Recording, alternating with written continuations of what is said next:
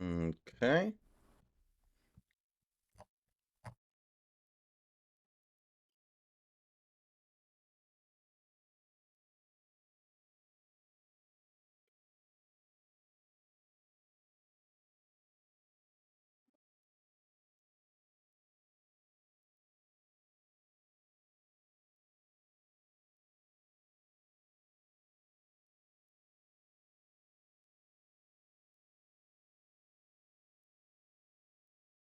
Okay.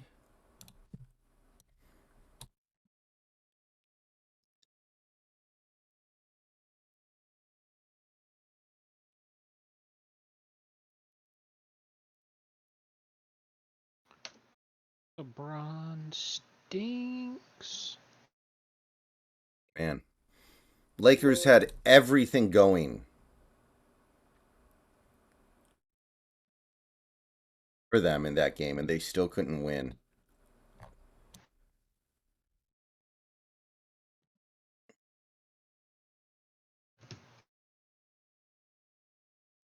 They even got the really cheap fourth fouls on Jokic and Brown. Yeah, man, it's going to be so crazy when the Lakers end up firing their coach and joining this crazy spat of coach firings as soon as the season's over. And then they're going to hire his coach to replace him. They're going to hire Anthony Loneliano. It's going to be crazy. Dude, they're probably going to hire like J.R. Smith or somebody like that. See, what's really weird is because of those cheap fouls on Jokic that you were talking about, the refs, pulling the horse shit and all this. It's actually kind of crazy. Jokic didn't get a triple double. Right. It's like, wow, you've come to expect that kind of thing.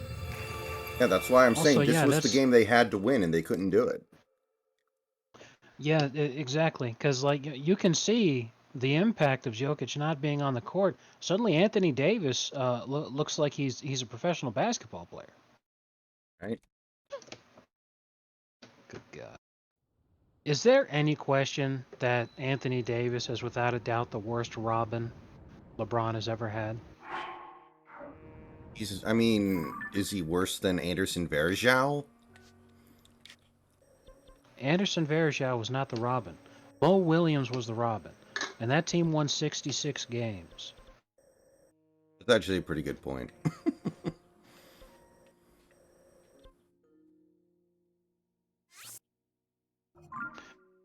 Fuck, that Cavs team was so ridiculously good. They damn near made the fucking finals anyway, losing a heartbreaker to Orlando in Eastern Conference Finals. But number one, and I never thought I'd say this, but the refs were actually fucking putting the fix in for the Magic. Number one. Number two, as we know now, based off of the fact that everyone got punished except for Dwight, but Dwight shrunk like crazy, that entire Magic team was on steroids. Right. Because that entire Magic team got punished for using steroids except for Dwight. But Dwight, while he wasn't punished, he shrank and was like half the size for the rest of his career. So I mean, it's pretty obvious what happened. So like, it's kind of fucking crazy. But that was still damn close anyway. And I feel like, I feel honestly that Lakers team was still trying to figure itself out. And that Orlando team, they put up a good fight, but there just wasn't enough punch there. Because even though Dwight's an amazing player, offensively he didn't have that punch. I feel almost like the Cavs might have taken it, but who knows? Well, that Cavs Magic series, I think the Magic shot like 52% from three or something, biblical like that. Yeah. At that point in time, it was without a doubt the most amazing 3-point performance that we'd seen from a team. Right. Now, we've since seen better, but at that moment, that was like the greatest. It was like the entire team was Ray Allen. I used to really like Hito Turkoglu. That guy was fun. Yeah, he was pretty fun. Hmm. I always loved Shard. I was happy when he came to the Heat, extra happy when he won a ring. Yeah, Shard, of course, the legend, the Green Room legend. Hell yeah.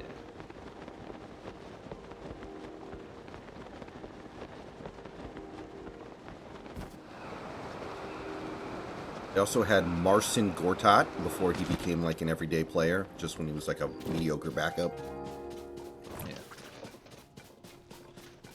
Hmm.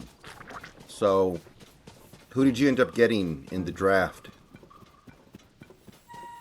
Which one? The Magic draft. You said you like were holding Shaq out or whatever. Um, you know that I got Grant Hill, right? Yeah, yeah. You got Grant Hill. I got Grant Hill, and then the season afterward, that was going to be the '95 season, where canonically the Magic made it to the finals in real life.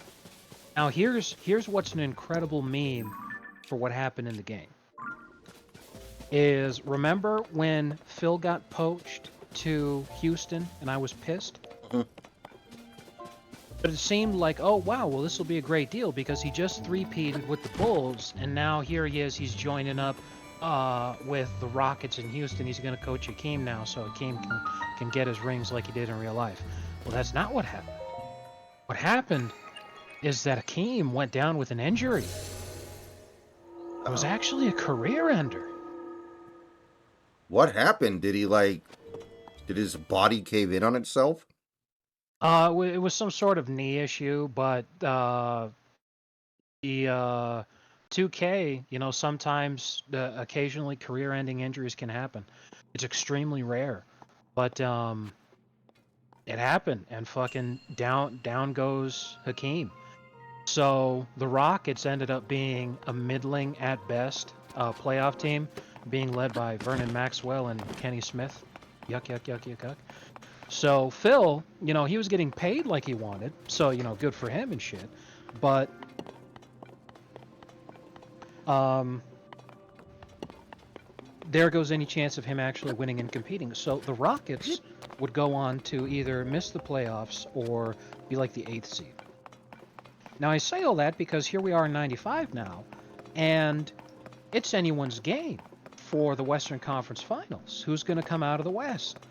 It ended up being David Robinson Spurs.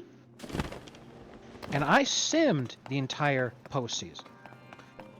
So we were the 6th seed, barely managed to win in 5 in the first round. And that's back then, the first round was a 5-game series, Yeah. so that was like fucking incredible. Then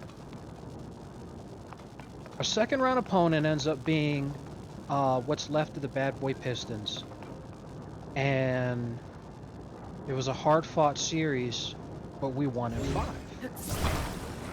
Then here comes the Eastern Conference Finals. It's the Bulls. Oh no, wait, sorry. The Bulls had actually been beaten by the Cavs. It was Mark Price's revenge. Oh wow, that is a meme. But it's the Cavs. So we fucking obliterate them. We sweep them. Go to the finals. David Robinson Spurs. Shaq and David Robinson are having this crazy duel where they basically take each other out. But David Robinson doesn't have any help. Grant Hill feasts and win finals MVP in his rookie year. Oh, you won the title. All right. Magic win a championship just in the year that I say, okay, let me just shut this off. So I'm sitting here and I'm all like, well, fuck me.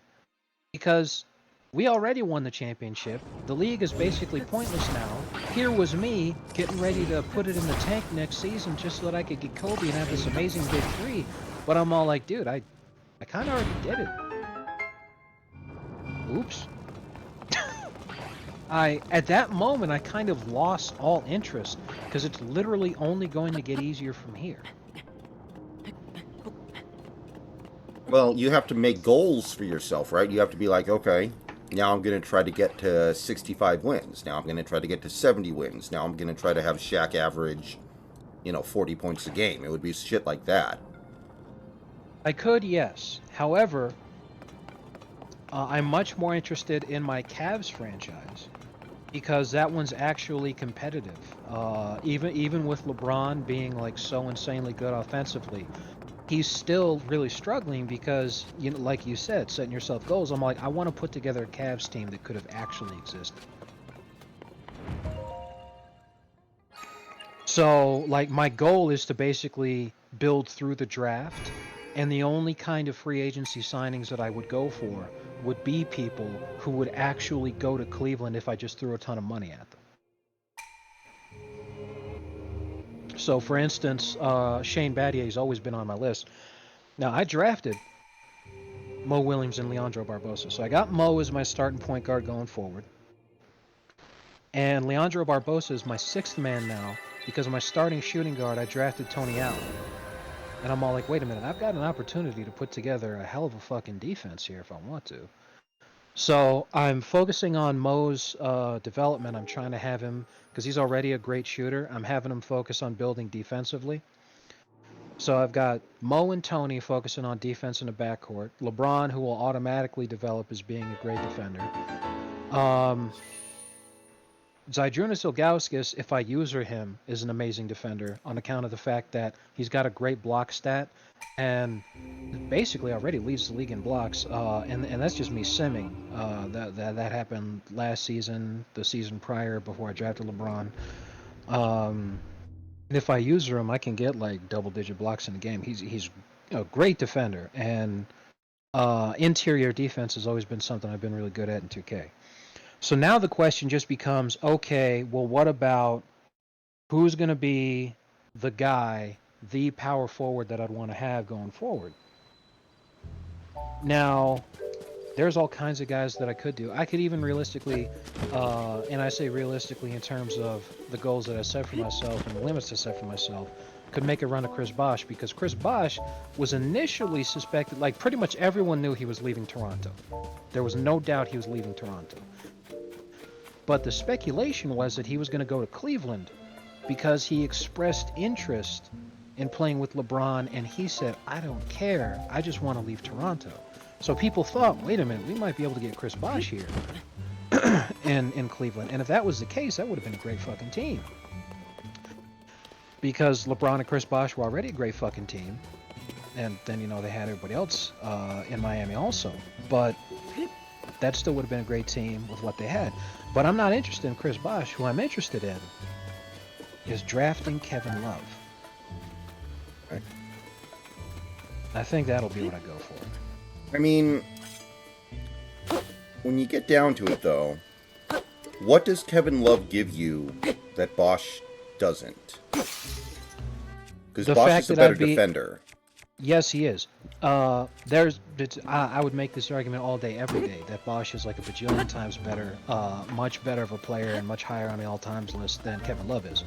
And that he fit better into the Bron Ball system than Kevin Love did. However, Kevin Love is more realistic for me to get because I could draft him and then keep him through bird rights and etc., as opposed to running the risk of Chris Bosh, because I could make the run at him, but in 2K, he's not going to care the same way he did in real life about not wanting to live in Canada.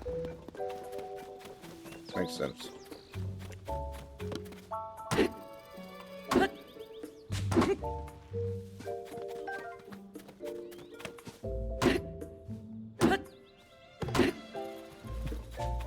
Man.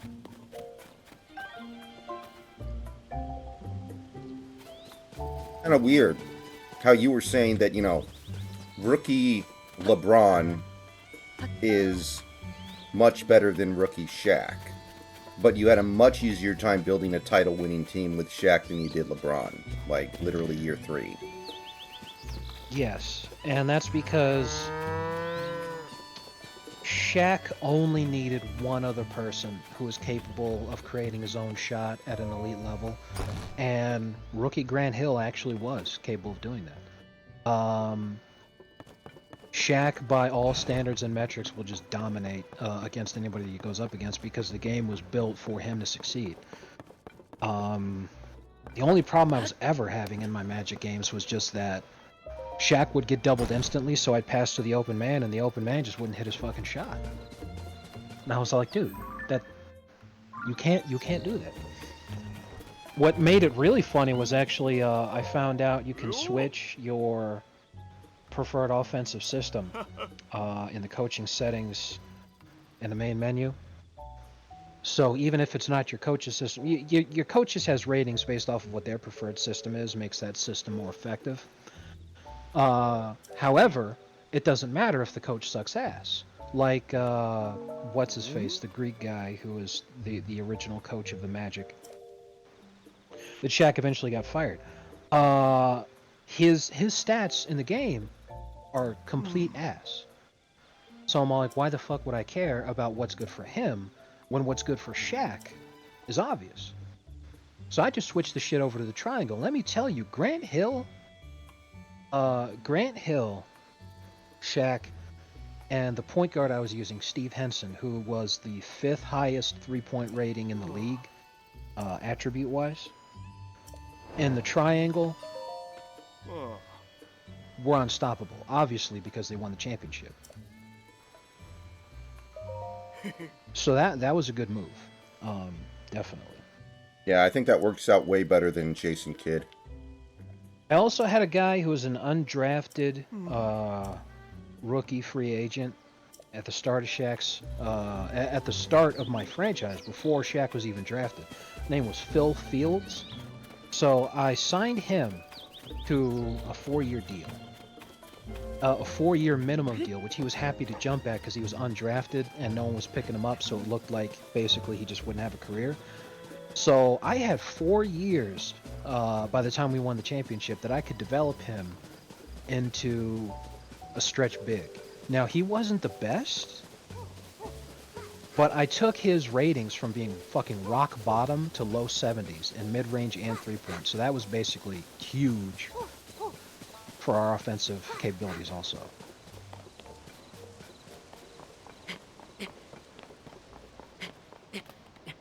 It is more fun when it's authentic like that, I guess. Like, you didn't build the super team to end all super teams. You just had Shaq, Grant Hill, and role players, basically. Correct. Not just role players, but guys who were undrafted, guys who were free agents that got passed on by everybody, guys who were in the minor leagues, and foreign players. So literally, like, Shaquille O'Neal built this championship team in a cave with a box of scraps. Pretty much, man. Like, it was nuts. So anyway, another thing I'm interested in doing, which would be really interesting because I'd have the ability to sim multiple seasons just to see what kind of crazy shit would happen first. But since I'm not doing the Magic one anymore because that was just too easy, I'm thinking about doing a Sonics franchise to draft Kevin Durant. So to just suck and lose and tank until we can draft KD, and then try to create an amazing team around KD, keeping the Sonics in Seattle. Be pretty easy to do. In 2K, yeah. Very easy to create a championship team around KD in 2K. You could just replicate what the actual Thunder did with Westbrook and Harden. You might be able to do a little better than that, though. But you could do that as long as you're willing to tank a couple years. Yes, but one thing that's worth remembering is that, and this is one thing that's really been kicking my ass when it comes to my plans in these franchises, is that to make it fair for the AI players, you know, with the benefit of hindsight, who ends up being good and who doesn't, is pretty much known to the AI also. Now, they draft for fit. So the first pick is not always going to be the guy that you think, and the second pick isn't always the guy that you think, and the third pick isn't always the guy that you think. But nobody takes busts, and no one lets amazing talent fall to like outside of the lottery. So let me check something.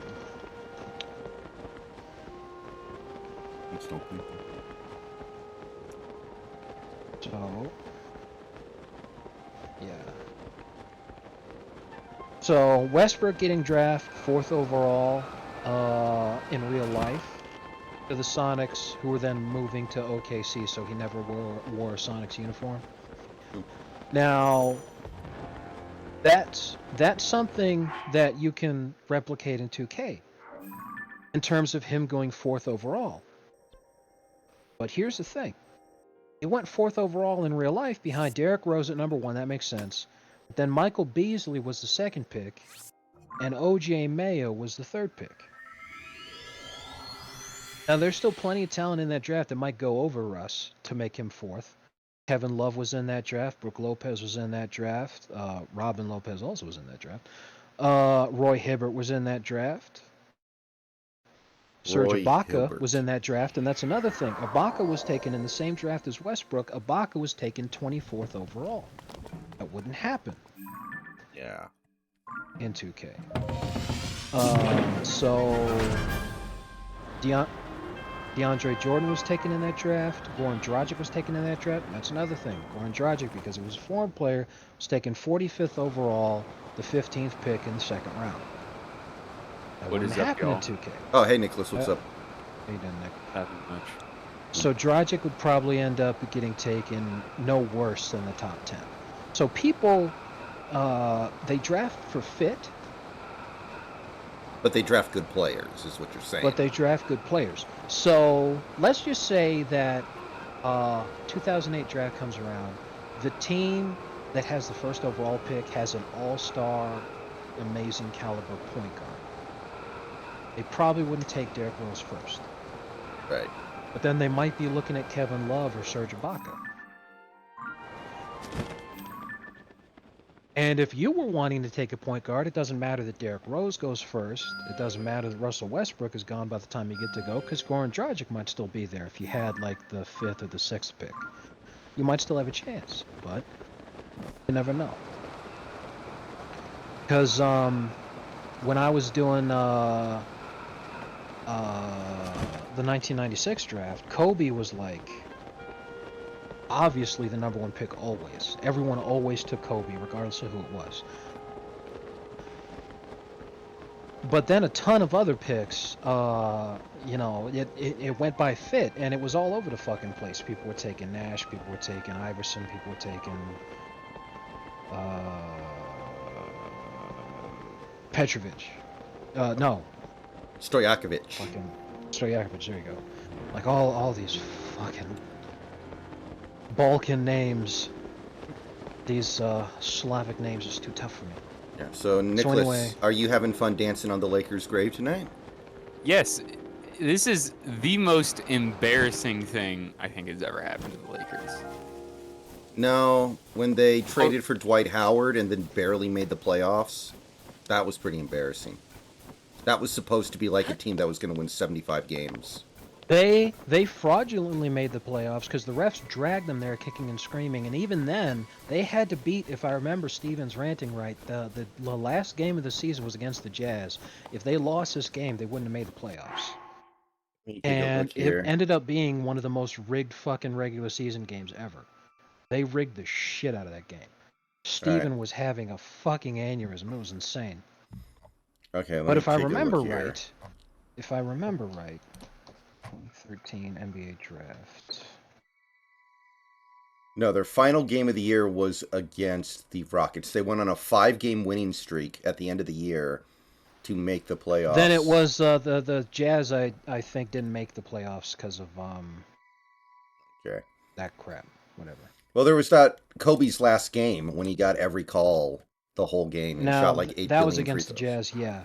And it was funny because that game had like no impact on the seeding, I think. Yeah. And Steven was he was all like, "This is such fucking horseshit," and it's all like, dude, just like they're letting Kobe chuck because this is his last game.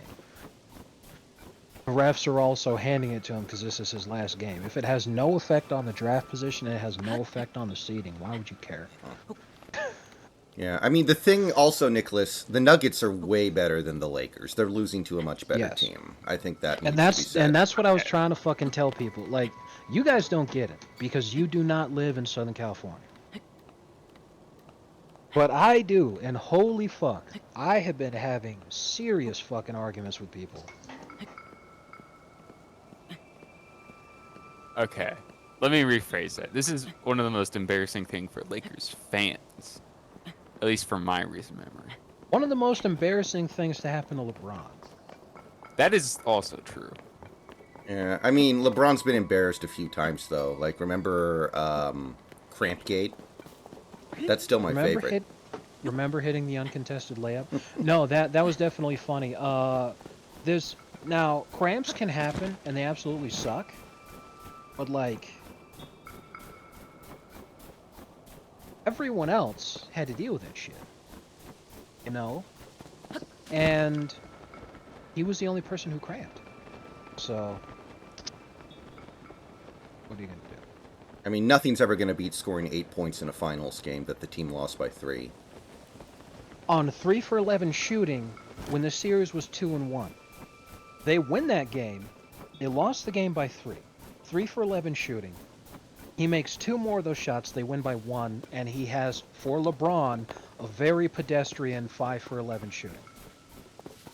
And then go up 3-1 in the series. Like, he literally threw that series for the Lakers. Or the Heat, sorry. No, right, guy. It was the final year with Miami. He made the finals, and in Game 1 they were playing the Spurs, and it was like a 1-point game. And then LeBron got cramps in the fourth quarter, left, and the Spurs went on like a 20-point run. And it was a big meme because, like, I was surprised they didn't make up an injury. Like, say, oh, he actually, like, tore his ACL, but he was miraculously cured after 2 days, and he can play in Game 2. But no, they just decided to stick with, no, he had cramps. Should have said he had diarrhea. Yeah, so, anyway, Nicholas, how you doing? I'm doing great. I'm loving NBA right now. Yeah. Gotta be honest. Other than that, literally nothing. Don't even have a job. Hey, enjoy it while it lasts, because the next job you get will probably be the last time that you... This will probably be the last time you don't have a job until you are very old.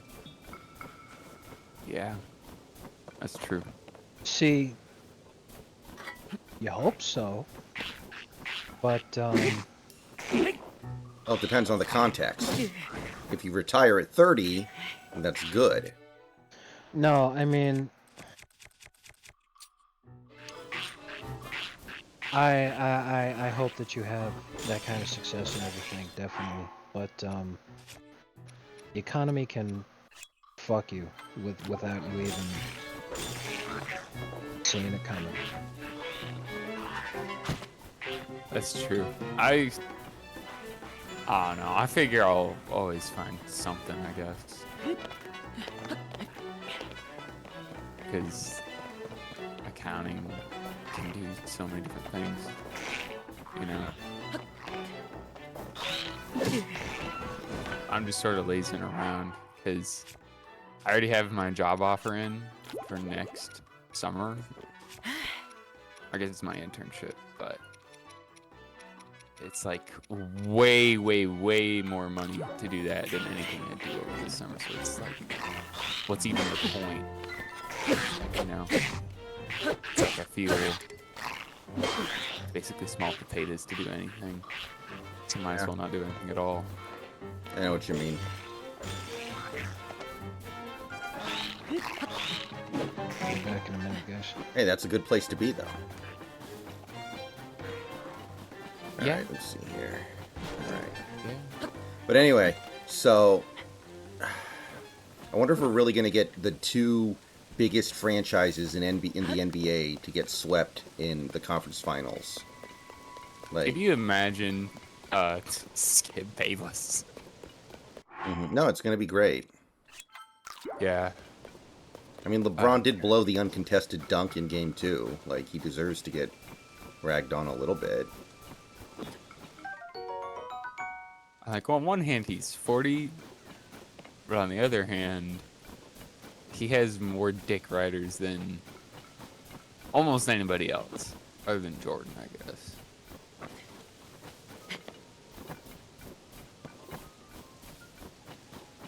Jordan truly has some very annoying people backing him Yeah. constantly, no matter what. Yeah, when Snacks gets back, he can talk a little bit about Yamachan on the forum me and him used to hang out on. I wonder if that guy's still there. I don't know. Yeah. But there's, I remember having this argument one time with a guy about like whether or not Jordan was an asshole, and there's a lot of different examples of him just being a genuinely bad person. It's like, no, he wins NBA games, so it's not the point of what I'm trying to say here. Yeah, that too with Tom Brady. People act like the ground he walks on is sacred just because you're good at a sport. It's like Tom Brady. You would, if any of us met Tom Brady in real life and had to actually deal with him, all of us would despise him. I'm confident of that. Actually, there was a guy on that forum, David, who claimed that the 90s competition was so weak that, like, Omir Ajik would be a perennial all-star if he played in the 90s. I remember he got in a lot of fights about that. It was fucking great.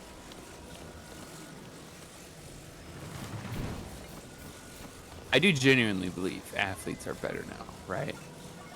Like, if you were to transport the Chiefs back to the 90s, they would win almost every Super Bowl. Yeah, probably.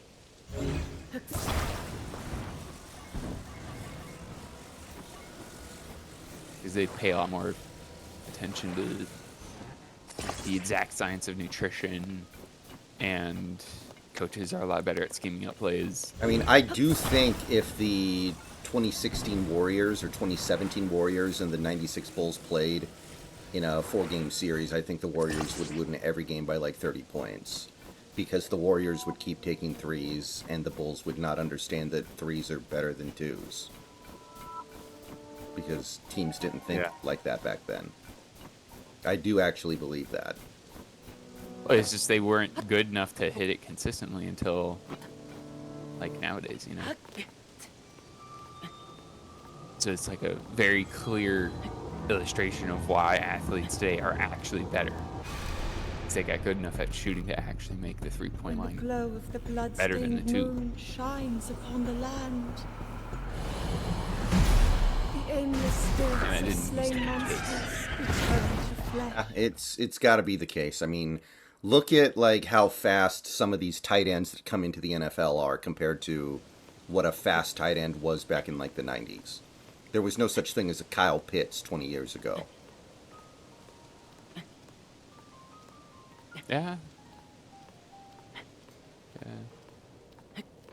I don't know.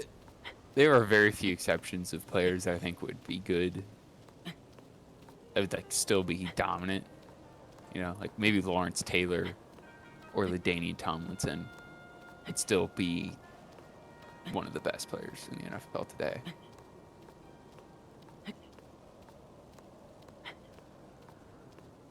Yeah, I think they would. I think Bill Russell would be good in the modern NBA. I used to meme about Bill Russell a lot, but I do actually think he'd be good in the modern NBA. But, like, George Meekin, obviously not.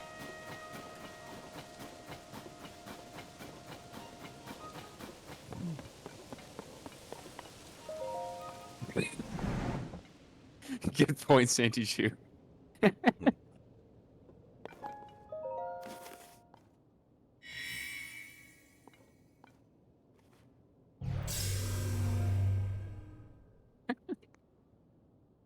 Oh, yeah, you're absolutely right, David.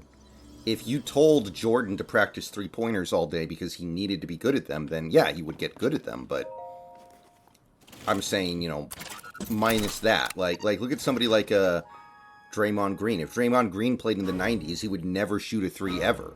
But because he plays in the modern NBA, he takes a lot of threes. Yeah. I guess the one exception is like the skyhook. Players should still do the skyhook. I think that would be cool.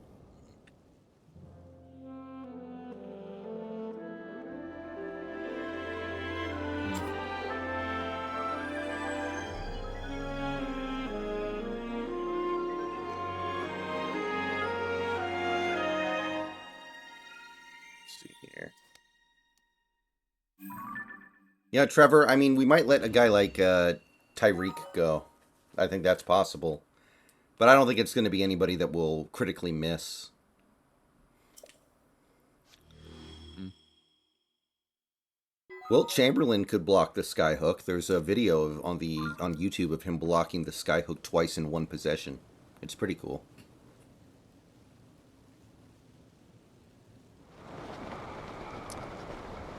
I was saying, could you imagine if Jokic started practicing skyhook? Hmm. He would, if he got good at it, they would win every single game by 40 points. I mean, he doesn't need to, is the thing. Like, his game is already so damn solid. He doesn't need to, like, add something like that to his game, I don't think, is the thing.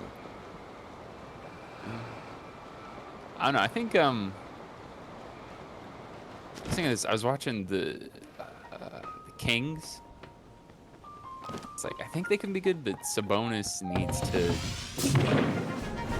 Sabonis is good, but he needs to add something. You know.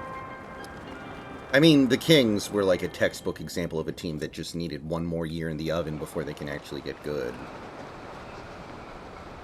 Yeah. Anyone miss? I don't know if we miss all. So why would we? Not at this point, no.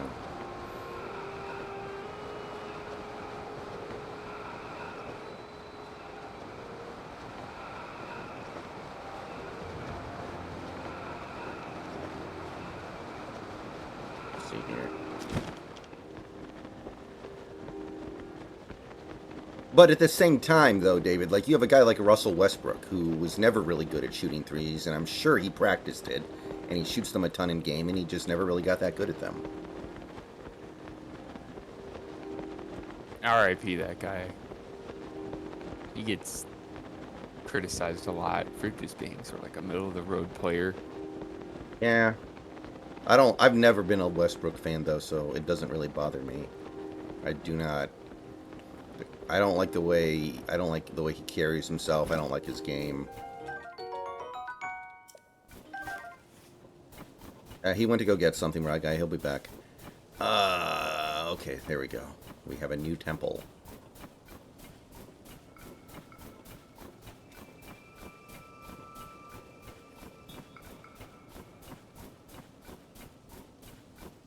Think about the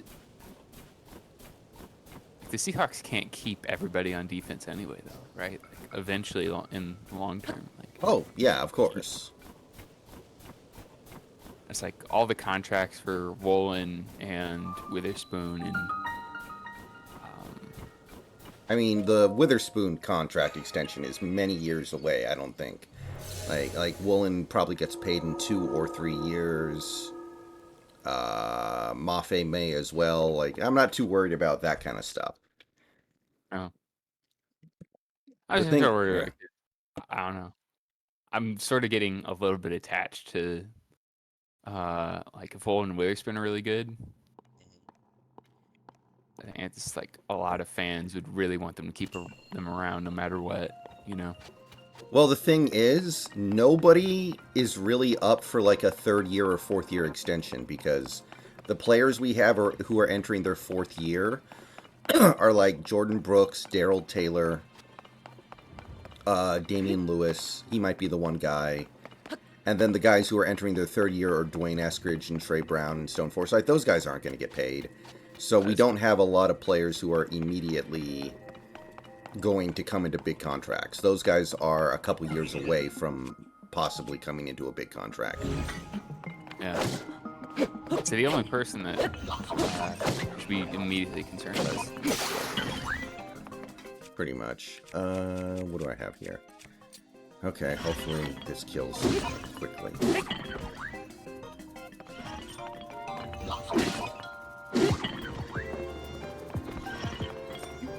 Die. Smack. So the concern will be in like 2 years, because in 2 years Cross might want an extension, Lucas might want an extension, Woolen. If Kobe has a big season or something, he could. Like but that's a couple years away. It's I don't know. I'm not gonna care about that until we're much closer. And those Yeah. guys are only going to be able to ask for year 3 extensions if they're really good. Most players just end up playing out the 4th year of their rookie deal.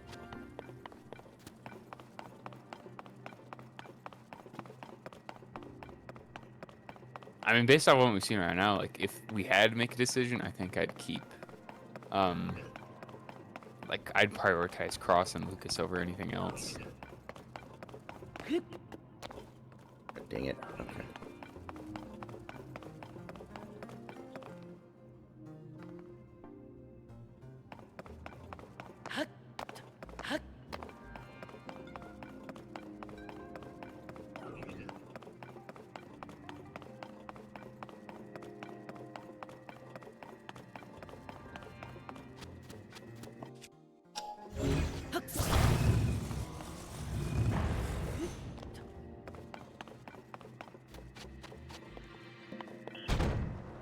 Oh no.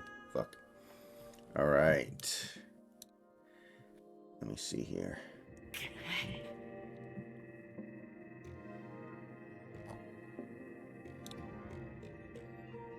You not die through the lasers. I cannot.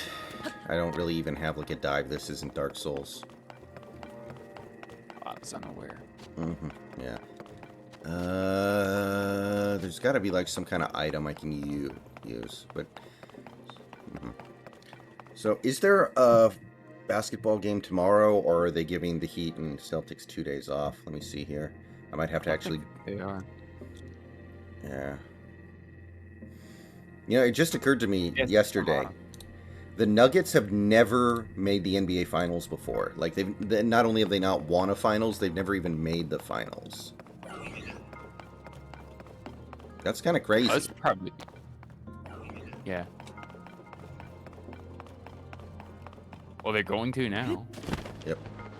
They don't. It would be the worst choke in the history of the playoffs. Oh yeah. They're definitely going to. I mean, remember Anthony Davis doesn't know how to play 2 good games in a row, and now they've actually had him play a couple good games, and the Lakers still lose. It's like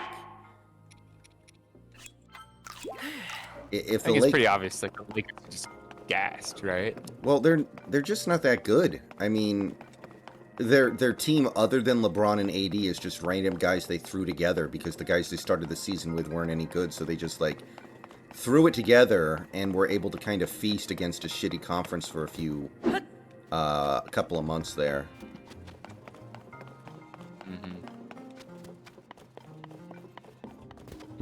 Do you remember after game 1, everybody was talking about how the Lakers are going to win game 2 because they'd figured out that Hachimura was going to magically cancel out Jokic, and they would just win because of that. Yeah, Hachimura is cool, though. I'm glad he's actually doing something. I was disappointed when he ended up being such a bust initially.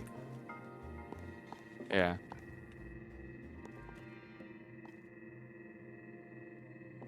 Damn it. Okay, what is going on here?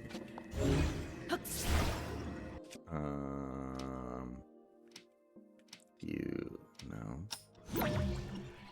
It'll be interesting to see the rest of Heat Celtics, though, because if the Celtics lose that, that is... Well, it's very embarrassing for the Celtics, Yeah. right?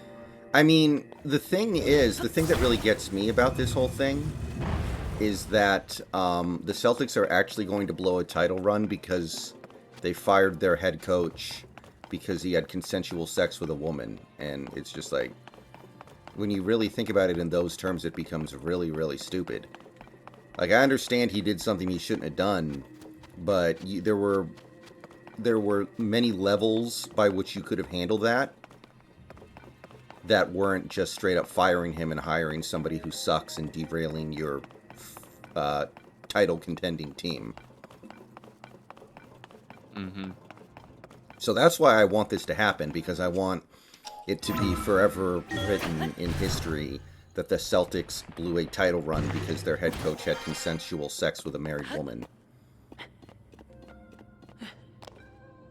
I think that's pretty great. Yeah. And since when have NBA teams, players, or coaches been like pillars of morality anyway? Well, the only reason why it happened was because the woman he was having an affair with was married to was in the Celtics front office. So he was having a relationship with somebody who worked for the team, I think. But, like, just reassign her or reprimand him, suspend him for a couple games. You know, you don't have to straight up fire him, especially when he's, you know, such an important part of your team that has a chance to go win the title.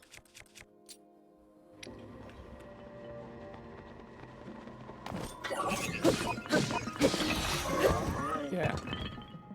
It's kind of like the MO of NBA players to have a lot of different baby mamas and stuff, you know? Yeah. So And it's kind of... And I love it because the guy they got sucks so bad, it's getting exposed so brilliantly. Like, I do think, even though I do think the Celtics' level of talent is overrated, they probably have more talent than the Heat, but there's such a massive difference in the coaching levels of the two teams that they're able to overcome it. Yeah. And it's glorious. Well, still, for Brown and Tatum, was really no excuse for them being pants this badly at home court, right? Yeah, I mean, I just think those two guys aren't that good. They're supposed to. I don't know. I never bought them being like superstars or anything like that. And this is also the last ride. One of them has to go this offseason because of money. They're both up for like $300 million extensions. Yeah. You don't care about the Blazers, right? I mean, I have so many Blazers fans on my YouTube channel that I end up kind of hoping they do well, but no, not really. Okay. I don't say, because I think what they need to do is try to find a way to get Dame for Brown and something else. Yeah, well, the rumor is they're going to trade their draft pick for Brown or something like that. But they should really use the pick and then trade Dame and then build around two young guys, but they don't want to lose maybe the greatest player in Blazers history. Like, when you really think about it, he might be the greatest player the Blazers have ever had, which is kind of sad, but it is what it is. Better than Atlanta. I mean, Atlanta has, shoot. Spacing on his name. They had, what was the name of that one guy who beat Bill Russell for the one title that that was back when they were the St. Louis Hawks. They had the one power forward guy. Hold on. Trae Young is not better than Damian Lillard. I'm thinking of Bob Pettit. Yeah, Bob Pettit played for the St. Louis Hawks. He never played for the Atlanta Hawks. But he was definitely the best player in Hawks history. Only way to keep Dame... did not know they were in St. Louis before. Mm-hmm. Yeah, I mean, did you know that the Kings were in Kansas City? I didn't know that either. Mm-hmm. Weird shit, huh?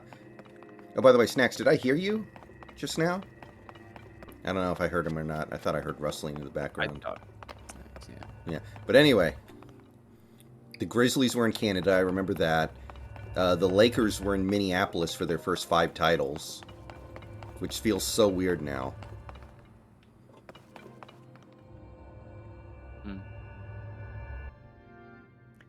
Do Blazers fans want to start over? I think most of them do. I mean, the thing is, the Blazers with Dame, whatever you want to say, have never even won a conference finals game with him. They went once and got swept, so it's not like they have some tremendous legacy of deep playoff runs and almost winning championships. They haven't even come close. So what are you really clinging on to? Well, the Cowboys still clung on to Dak, and he's done basically nothing. Yeah, and that's probably a bad idea. Oh, shit. Oh, I was supposed to do that. Cool. But, you know, it's like an even more egregious version of the Seahawks with Wilson. The Seahawks with Wilson actually won some stuff, but it's a much more extreme version of that same basic idea. Yeah. I don't know. I think maybe he's just retrospective. I don't think he was really any sort of a primary reason they won the Super Bowl. Oh, yeah, of course he wasn't. And now that we had the opportunity to watch him play for another team, it was a little easier to start seeing that stuff. Yeah. You get a chance to be more objective about things because he's playing for another team. Mm-hmm. Don't tell that to Colin Cowherd, I guess. Yeah.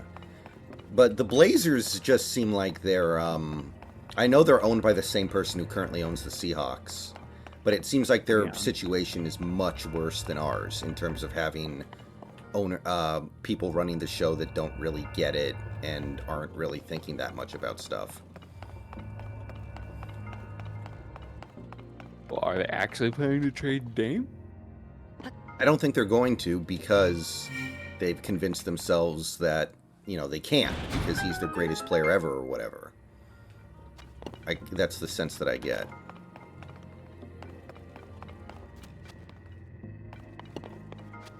Yeah.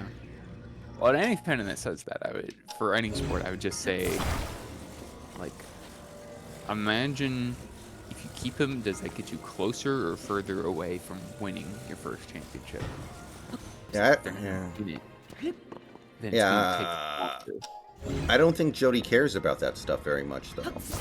That's why I mean, I think she's just like, I just want things to be, you know, I just want the team to be not the worst team in the league. Yeah. I think that's kind of the way she thinks about it. So that way, you know, I can sell the team. Everyone thinks she's going to sell the team to Phil Knight. Oh, is Phil Knight gonna buy the Seahawks now? I thought it was Jeff Bezos. No, Phil Knight will buy the Blazers, is the idea. Good for him. Gonna buy the Blazers and the Oregon Ducks. Basically. Hey, Alright, Snacks. guys, I'm gonna go to bed. Oh, Are you going okay. to bed? Okay, no problem, Yeah, I man. have work tomorrow. Yeah, Snacks works a slightly altered schedule. Tomorrow is his Friday. Try to have fun at work if you can. Yeah. I won't, but thanks for Yeah. the thought. There are no good days. There are moderate days, and then there are bad days, but everything's relative, so the moderate days eventually become kind of good days. But, yeah, talk to you tomorrow, man. Good luck. Yeah, but it seems like, in a weird way, having Pete and John in place when Jody took over was actually really good because they care.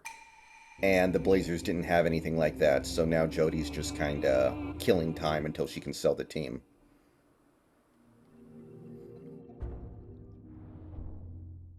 There's talk, yeah, there was a rumor they might even trade the number 3 pick they have for Draymond Green. And I think if they do that, Blazers fans should just all go bandwagon the Kings or something. It's like he's saying if they draft who was it that you said if they draft her becoming a Jags fan? Oh, well, that was always me being facetious, but I think I said it about, like, if we take Bijan Robinson at 5. But honestly, I don't even really think that. It was just the general principle of taking a running back that high in the draft. But I actually think Bijan's phenomenal, so I wouldn't have even gotten that upset about it. That's what I'm saying. It's like if the Blazers traded for Draymond Green, and it took like a lot of draft capital to do it, It would be Exactly. the number 3 pick. Yeah. And this is a good draft, by the way. There's supposed to be at least 3 players in this draft who are projected to be superstars. yeah. I don't know. Maybe they should trade. Actually, there's no way the Spurs are trading the number 1 pick, right? No, I don't think there's any trade you could make. Like, Wemby is supposed to be the best draft rookie since, like, Anthony Davis. I think. Oh yeah. Well, that turned out for the Pelicans. Not great, but the point is he is highly touted. I don't think you're prying that pick away from them ever.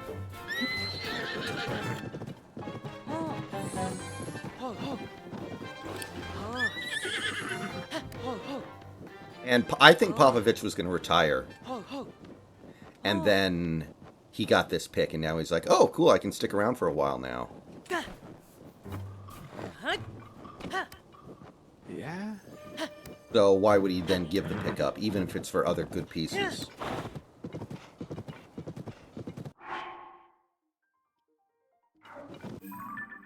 That sort of reminds me of Urban Meyer coming back to coach the NFL just so that way he could coach Trevor Lawrence in Jacksonville. Not to say Popovich is Urban Meyer, but Right, I get you, man. Thank God things broke the way that they did. He was going to ruin Trevor Lawrence. that would be very upsetting. I don't care It's what very- anybody says. I like Trevor Lawrence. Yeah. Seems like a cool dude.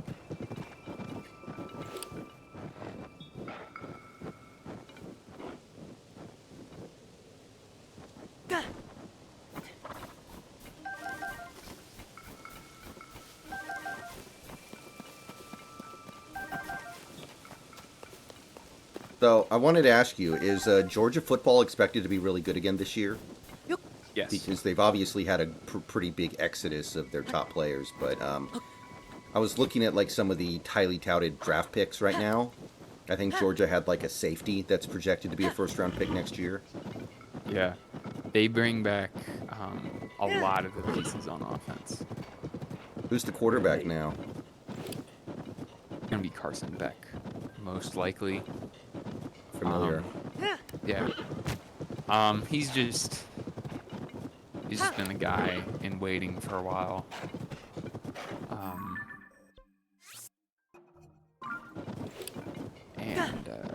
Did you know they landed the number 1 QB recruit for next class? Oh no, I did not. His name's Dylan Raiola. Yeah, I don't follow this stuff as closely as some people. It's just hard to get up for it because you know it's going to be like at least a year before it matters at all, and you're going to forget their names and everything. So Yeah, it's also kind of depressing most of the time. yeah. But I remember when I was a kid watching a ESPN piece. I think it was on Matt Stafford, but I could be remembering wrong. But it was like the number 1 high school quarterback in the country, and he was still a couple years away from getting recruited to college. I think it was Stafford, but I can never be sure because I can't find it now. But he was just kind of talking about how, brutal it was.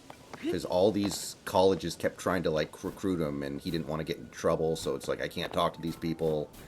I just have to, like, completely stay away from them. If you take a stick of gum from them, you're just going to get in a shitload of trouble, so it was kind of interesting. yeah. Well, Matt Stafford. Hopefully he retires before he gets paralyzed. Or what was his injury actually? There's some kind of spinal thing. I can't remember exactly what it is. Hopefully he.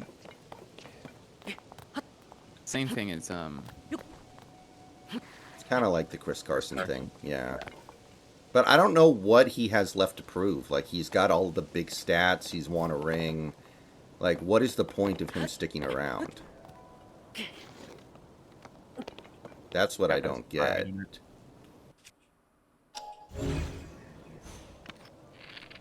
He's made a ton of money, and I'm pretty sure if he retires right now, he gets to keep pretty much all the money he got on his extension last year. Because he got injured playing football, so he should probably still get paid, even though he can't play because he got injured playing football. It's not like he got injured in a pickup basketball game like Aaron Boone did. Yeah, that wasn't very smart of him. Monta Ellis did that. He had like an $80 million contract 20 years ago, and then he was riding around on a moped, and then he tore his Achilles, so the contract just got ripped up. It was pretty bad. Could you imagine being his agent? Like, you know, George Patton is praying every day that Russell Wilson takes up mopeds.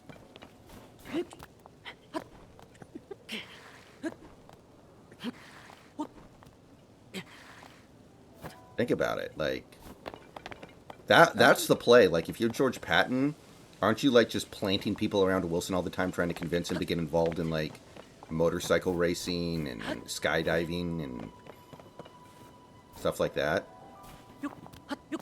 It's the only way out. Yeah. Get him into rock climbing or... Yeah, Jay Williams wrecked his NBA career on a motorcycle. I think I remember that.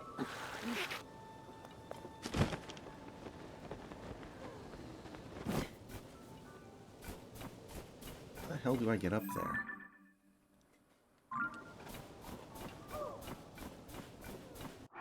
Oh yeah, and for asking me about Georgia, they bring back Rock Bowers. Yeah, I know He's about him. literally Of course. only there because there's a rule that says he can't leave yet. Yeah, he's a freak. He might have 1,000 yards this year because they're losing their receivers, I think. Not that their receivers are amazing.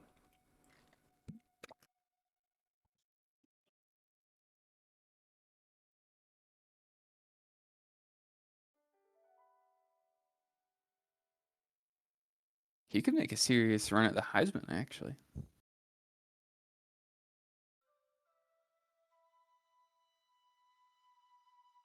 Has a tight end ever won the Heisman? Yeah. Well, the only reason I think he wouldn't is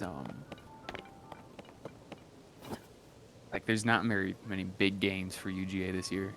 Well, the thing is, there's so many good quarterbacks in this class, too. Like, you've got Caleb, you've got Drake May, you've got Penix, you've got even Cam Ward. Like, there are too many good quarterbacks, I think.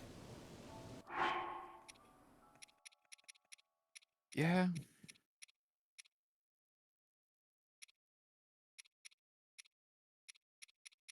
I mean, obviously I would enjoy it. I think it'd be interesting, but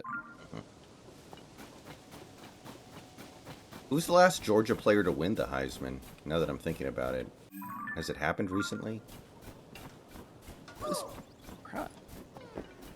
forgot, did Stafford win the Heisman? I don't think so. That is probably actually Herschel Walker.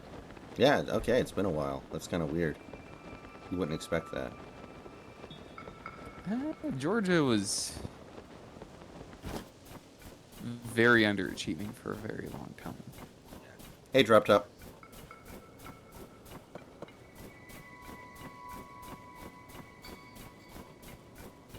They were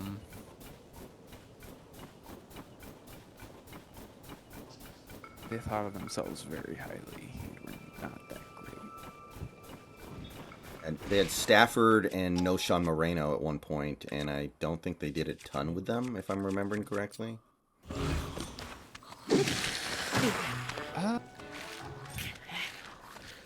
won a lot of games. They won a lot of games. I think at one They point just they weren't. had like Aaron Murray at quarterback. I remember him, Stettenberger. But they weren't that good, yeah. Yeah. They were like from the 90s to the 2000s, Florida and Auburn were better. And they play both of those teams every year.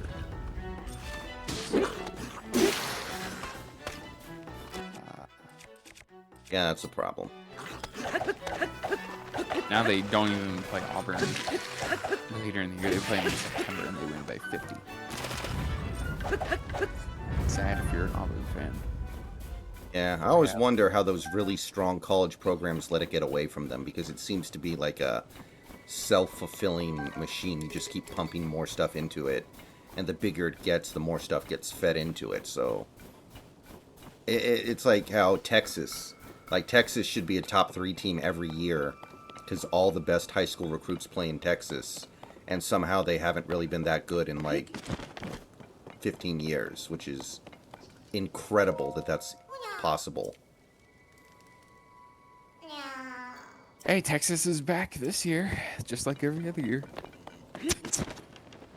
No, but there's actually 2 ways that it can happen. Either like somehow the behind the scenes stuff gets messed up.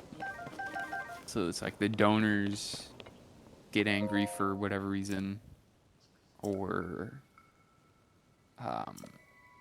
like Pete Carroll getting in trouble with USC.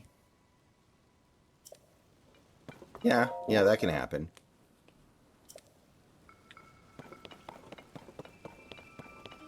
There's like certain revenue things, you know, like Texas A&M could just buy Jimbo Fisher from Florida State's nose, and if Florida State was earning as much money as Texas A&M, they'd 10 times better, but they're not, you know. Not that Texas A&M is good or even better than Florida State, but you know. Now, Florida State, there's another school that had it all at one point. Yeah, that's more so just because Jimbo Fisher is an asshole, but you know,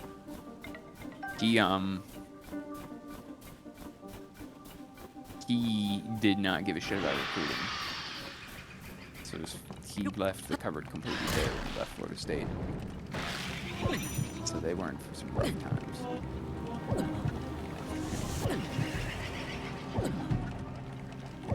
God damn it. Okay, go ahead and just... This monster. I'm not fighting it. I'm letting it kill me. I don't want to fight it. I'm not in the mood. I probably shouldn't even be here right now, actually. This is probably not the place that I'm supposed to be. Yeah, I remember that Santi Jew. Yeah.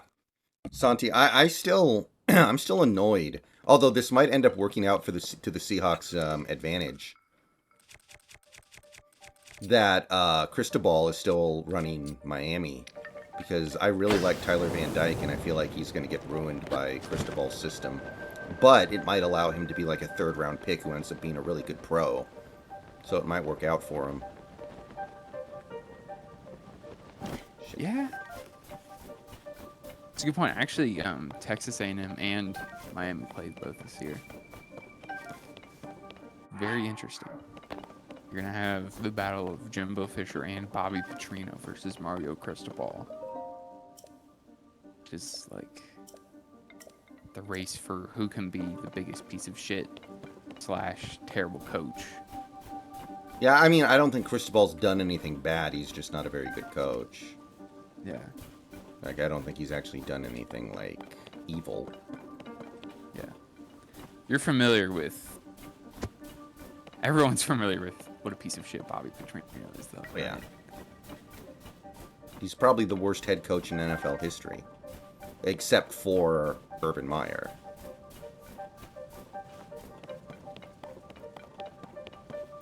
That's a good point. If you put it in that context, Seahawks are very fortunate with Pete Carroll.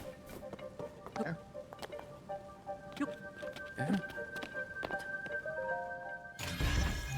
I mean, only Jimmy Johnson really ended up doing better when they went from college to NFL.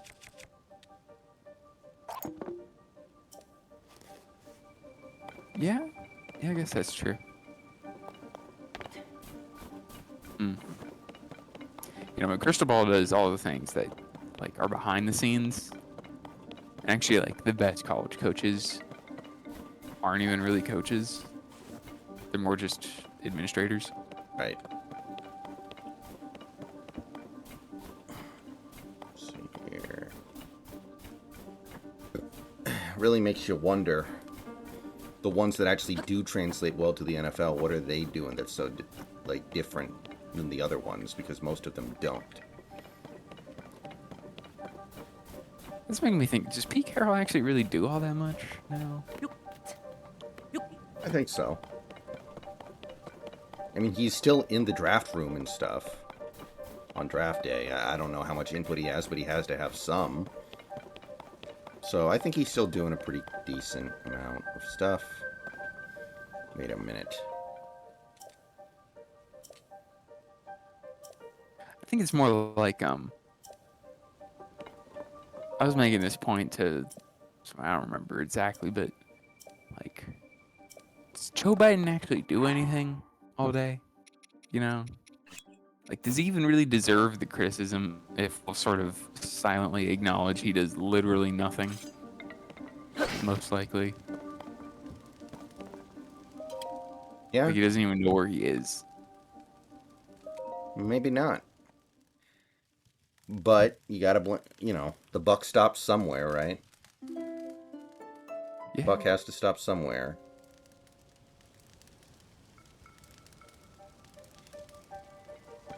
Yeah. Like, I remember, like Wade Phillips, when he was the Cowboys coach, that was an example of a guy who didn't really do anything. Like, especially by the end, he was just kind of standing there on the sideline.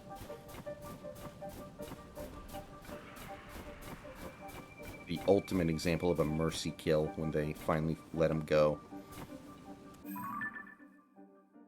He was even that upset.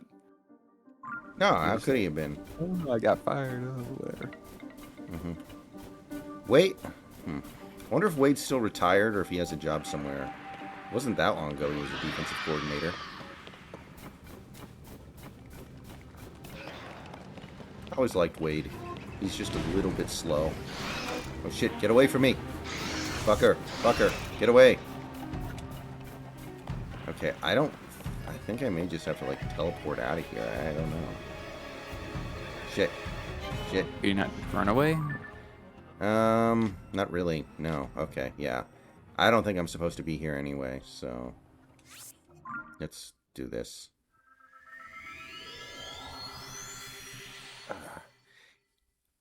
I'm actually pretty impressed with this game overall. Like, it feels like there are like so many different ways to solve the puzzles. Every time I solve a puzzle in this game, I always kind of feel like that's probably not the primary way the developers intended this puzzle to get solved, but it still works because logically it should work, so it does.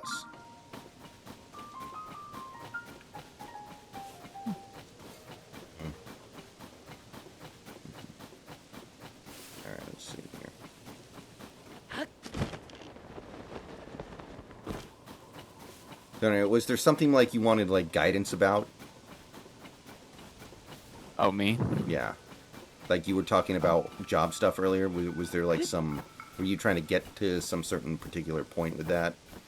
We may have lost the plot somewhere in that conversation. Okay, that's fine. No. Okay. I just wanted to make sure I didn't lose the plot there. Very good. I don't know.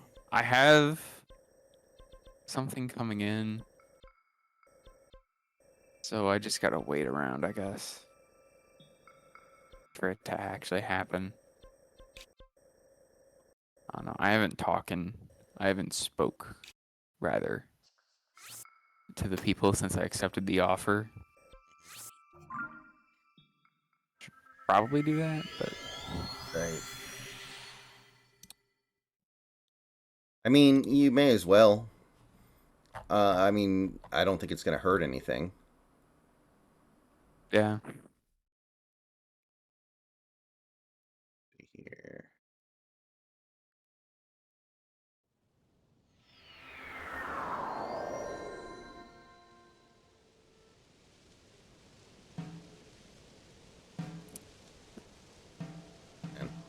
I don't think that's true, Santi. I don't like when players get high star rankings. It's for a reason.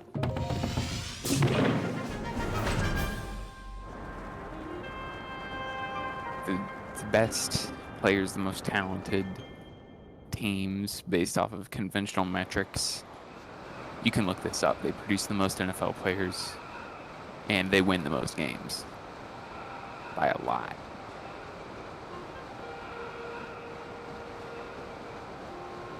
Yeah, but there's also a question of fit. Like, Justin Herbert was an incredibly talented quarterback, but he didn't really fit what the Ducks were trying to do at that point, because I think Cristobal just didn't want a quarterback like that. He wanted somebody who would just kind of do their job. So a lot of people, myself included, thought Herbert was going to be terrible in the NFL because he looked like a typical system quarterback in college, but once he got into the pros, you could see what made him such a tantalizing prospect. Was Cristobal hired right after Chip Kelly left? Or was he, like, was there a bridge between the Chip and Cristobal?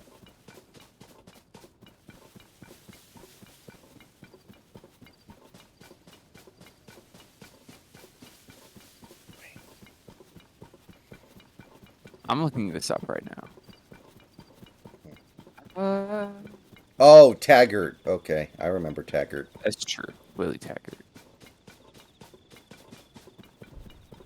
Mark Helfrich. Oh, yeah, Helfrich. Don't even remember who that is. And now Dan Lanning, who should actually be very good. Oregon's in good hands. And so is Washington, I guess. Yeah, I mean, we're the two teams that the Big Ten actually wants, supposedly. I don't know if it's coming around for a little bit, like conference expansion. I think it's done for now. Yeah, Just but 'cause- it's going to happen, I think, inevitably. So the question is, who do they actually want, and who are they going to just tolerate so they can get the teams they actually want? And it seems like Oregon and Washington are the two teams they actually want.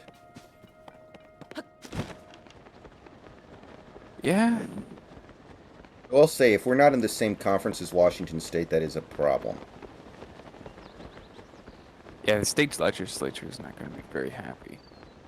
Like, if we can't play Washington State every year, that's going to be weird. I mean, I think the Apple Cup has more games played in it than just about any other interstate rivalry in college football ever. And if we get away from that, like, that would actually start to, like, ruin it for me, I think.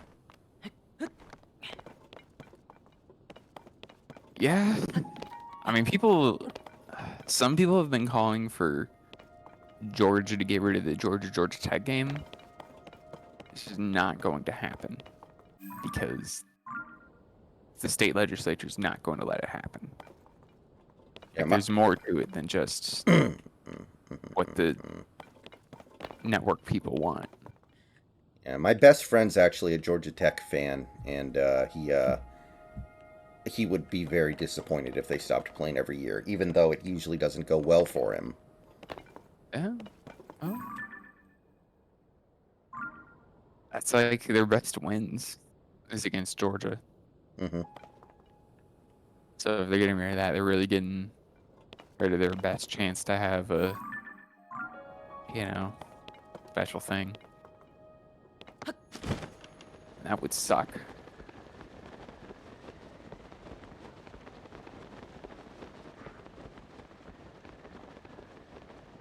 Too bad they wasted the greatest receiver in college football history. Yeah, I mean, I guess they did make the one deep run with him, still. Georgia Tech should go back to the triple option. I think that'd be cool. Okay. Georgia Tech. Yeah. They used to have, I forgot his name, that ran the triple option all the time. Oh yeah, they used to do that. They should have gotten Deion Sanders. They should have just, like, sold the farm to get Deion. At least that would have been interesting. I don't know if it would have worked, but it would have been fun.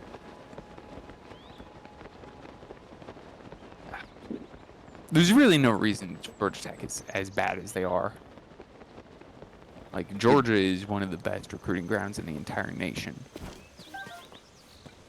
So they should really never be that bad because they're right in Atlanta, an hour away from the suburbs that produce a lot of the best players.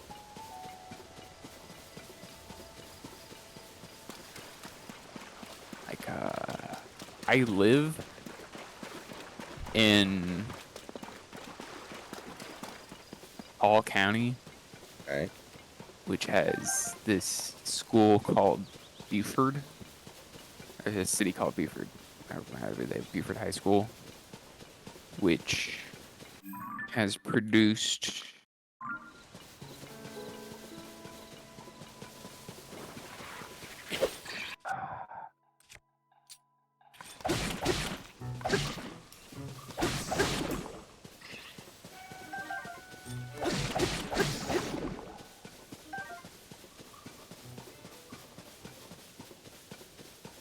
A lot of like pro level talent, you mean? yeah, no, I'm sorry, I'm trying to look it up just that way I can, Quantify. yeah.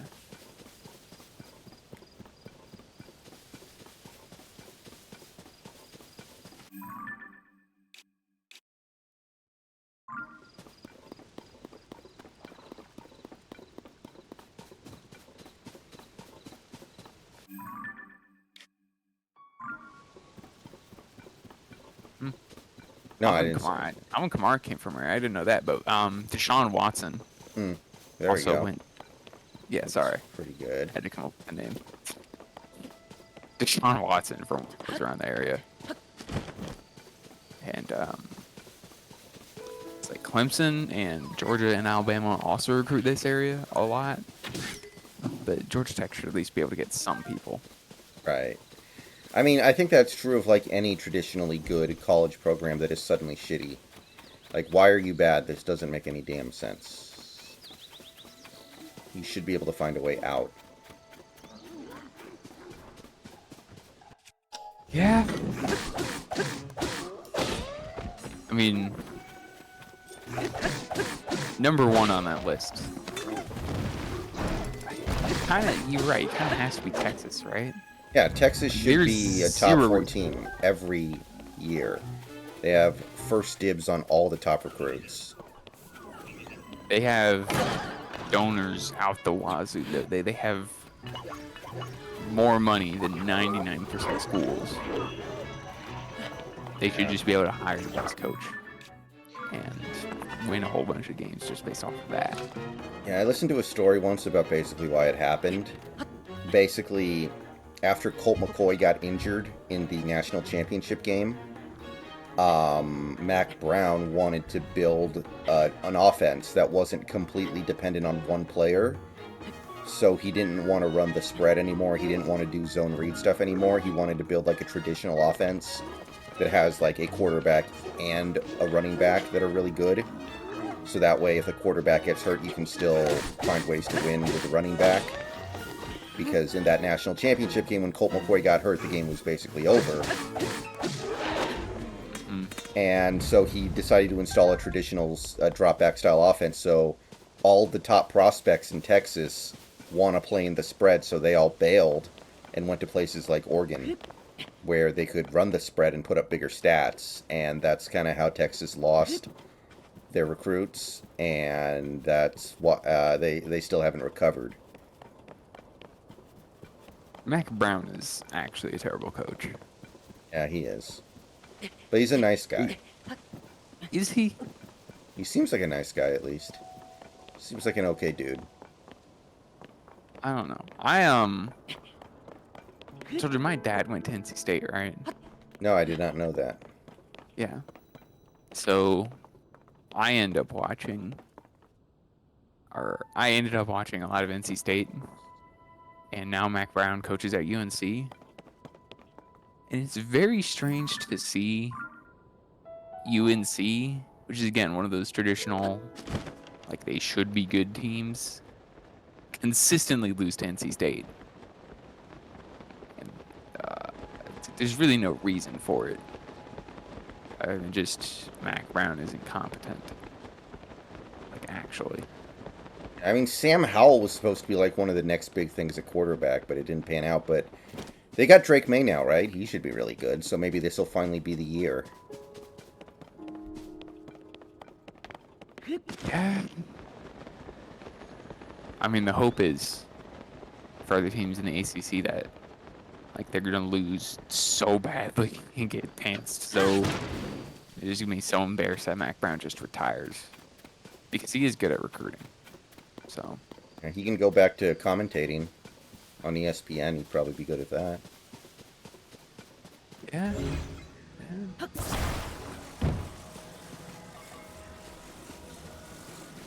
Everybody's always got a future in recruiting. How much? Do you know how much money Tom Brady's making in broadcasting now? I've heard it's like a really, really insane amount of money. I have heard that. I He can't might remember. actually pass his wife for. In fact, I heard a rumor that the reason why he played for another year was because he knew he was getting divorced, and he didn't want his assets from the announcing contract he would get with Fox to be part of the settlement. So that way he wouldn't. That's why he came back. Which I kind of believe might be true. I thought it was the opposite. Like the divorce happened, became because he came back. Yeah, some people think that's the case, but some people think it was going to happen anyway, and that was just him trying to make sure that the money he would make from announcing would be all his. Which, good for him.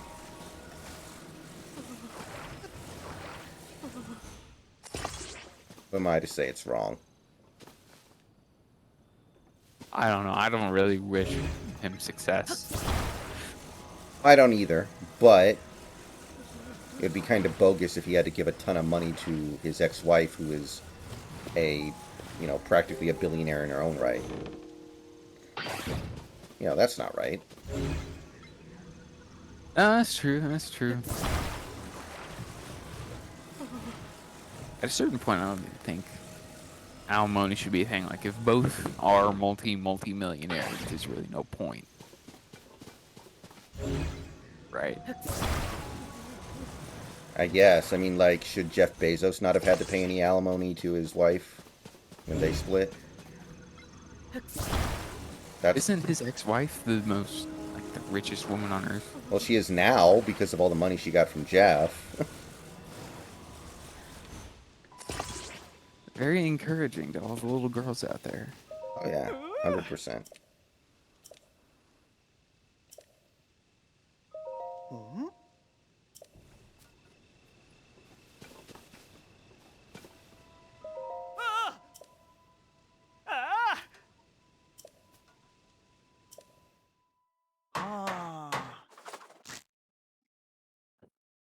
In fact, I think that's the case for a lot of the wealthiest women in the world. Your D4 Yeah. Or, it's also like Jody Allen, who inherited it from her brother. Stuff like that. Yeah. What an absolute black pill. That's like a lot of NFL owners, though. I don't really blame Jody Allen, especially. Yeah. Although she did do some like weird stuff with like trying to get like her bodyguards to dress up as butlers or something like that. Yeah, I read about that. That was pretty fucking funny. That was great. I hope it's true, honestly, at this point. I hope it's true. Just because it's funny. If your owner's not at least a little bit weird, like, what are you doing? Well, I think history has shown there's like a certain amount of money that when you have that amount of money, you just kind of become a little bit crazy. I don't know what that amount is, but like all the people who are like super duper rich, like they're not bad people necessarily, but they're all weird. Eccentric. Very rare you find someone who isn't at least eccentric. It's like the deal you have to make. I like these videos of Bill Gates. going to African nations, like these small tribes, and trying to convince them to use birth control. It's like the strangest thing you've ever seen.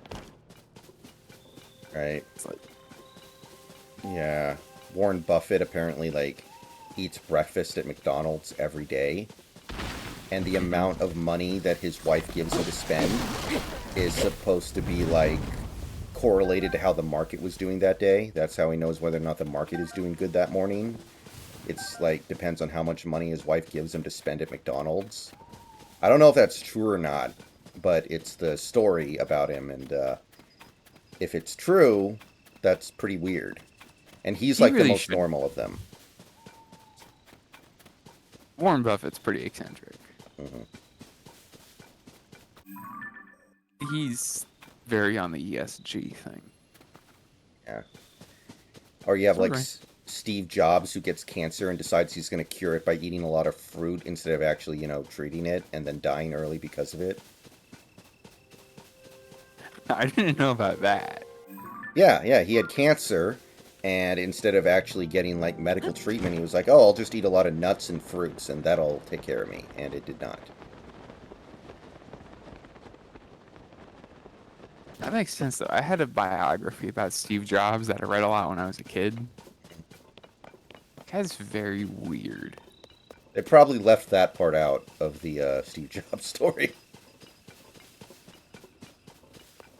Yeah, he was an actual Buddhist. Like, that's one thing, but he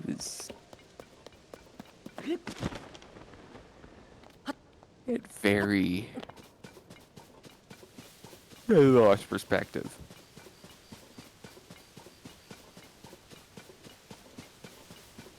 Never was a big fan of Steve Jobs. And then you have guys like Elon, who are fun, but they're definitely weird. Like, he seems a little more functional than some of the others, but he is definitely weird. Like, he has all that money, and the ways he chooses to use his time are a little bit mysterious, are a little bit questionable, I think. Yeah. There's that one thing where he says, like, oh yeah, depopulation's a really big problem. So I'm gonna have, like, 20 kids. Like, like, you have all that money, why are you spending your time doing stuff like messing with the crypto market by tweeting out, I really like 69 coin, and then just seeing what happens? It's like, I think you have better things to do than that. Just get bored, I guess. That's one explanation for why Donald Trump is like why he wants to run again. Is he's just bored. Maybe. I completely buy that. Get in there. Get in there. There we go. How much LSD do you think Steve Jobs did in college? I'm gonna bet he did that.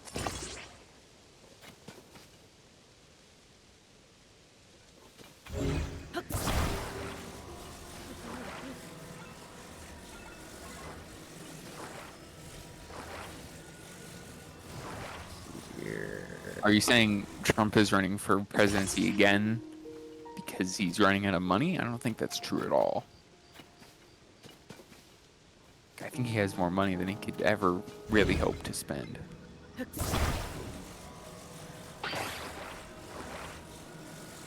Come here, come here, come here. God damn it.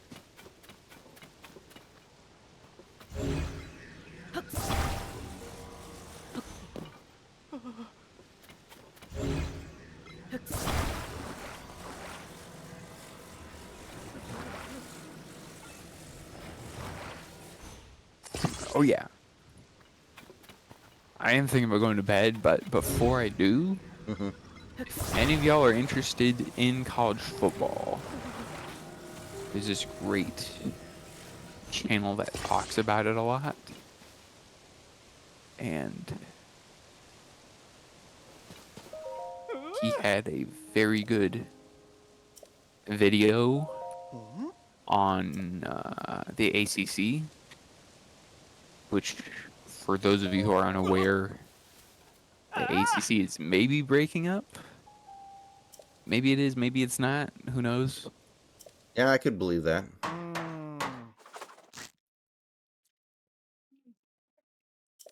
So I just posted it in the college sports thing. But very sad. Very sad for the state of the sport. Oh, Josh Pate. Okay. Yeah. I don't know if you're familiar with him. A little bit. Not a whole lot. A little bit. I don't really think he knows that much about football like you do, but he knows a lot about um, TV contracts and stuff like that. He has ends with the people who are behind the scenes and make the decisions.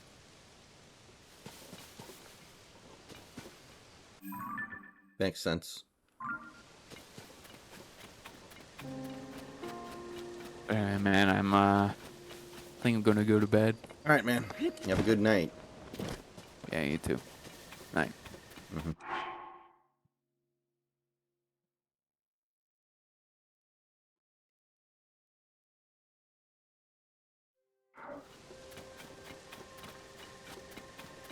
Yeah, see, JS, that's why I just...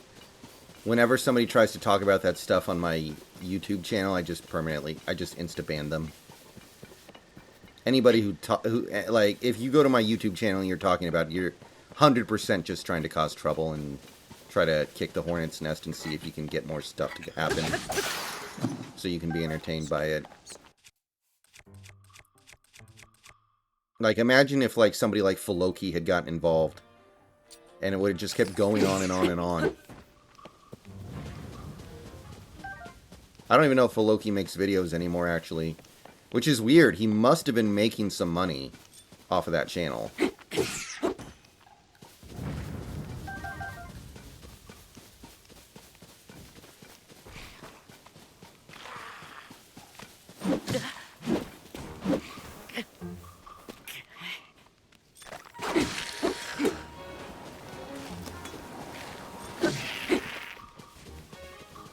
He's like a dead ringer for Post Malone.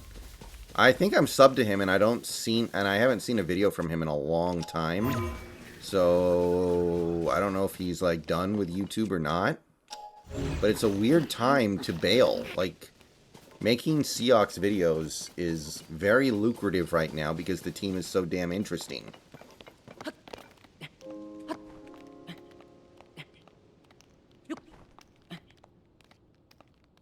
Seahawks Center from TCU? I don't know.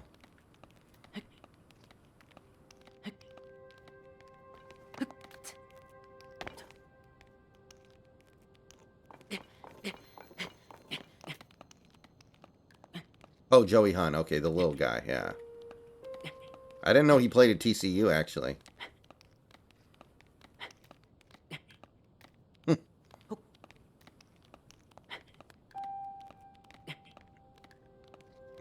Smart. Come on, go, go, go, go.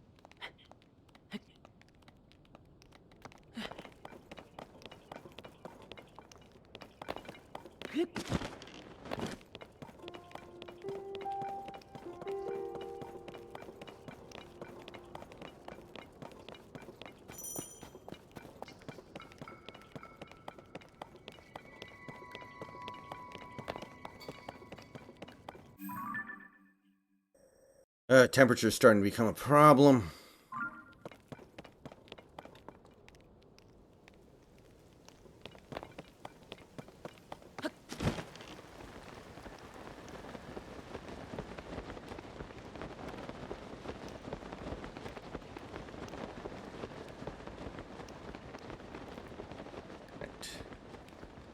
You know, I know there are a ton of shrines in this game. There have to be, because there were a ton of shrines in the first game. I'm kind of surprised at how hard it is to find some of them. There must be some, like, underground and shit. And you can't see them at all from the surface.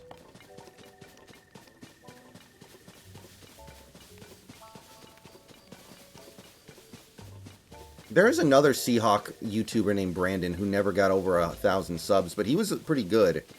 And he stopped after the Wilson trade. Again, it's like these... But these people... I mean, obviously they're not just doing it for money. I understand that. They're doing it because they love the Seahawks. Especially at the start when you're not literally not making any money.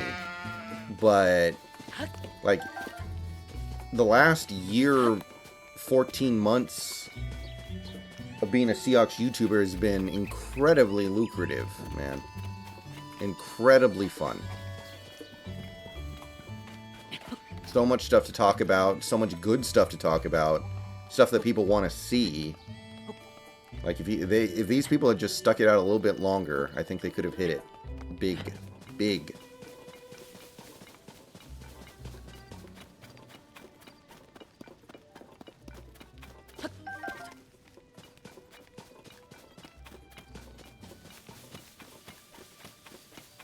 Yeah, that's how it goes for a lot of people. But Filoki only posted a couple videos a week.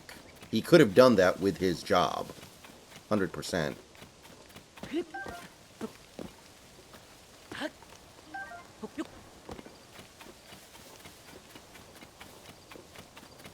if I've been here yet. Let's see what's going on over here.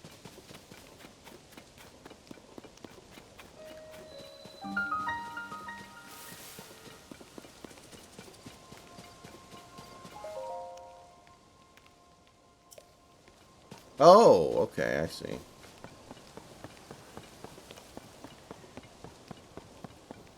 Like, I don't know. I remember years ago, a long time ago, there used to be a lot of, like, Call of Duty YouTubers who made a ton of money on YouTube doing, like, videos of Call of Duty gameplay. And then people just one day decided they didn't want to watch Call of Duty videos anymore, and those guys basically went under. Like Wings of Redemption is a great example, although he's finally now starting to make a little bit of a comeback.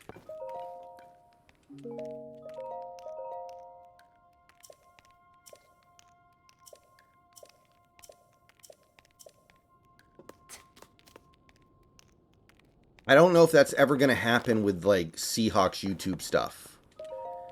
Like, does football ever fall out of popularity? Do people ever start being like, I don't care about football anymore, and then nobody watches the videos because, football's not interesting to me anymore?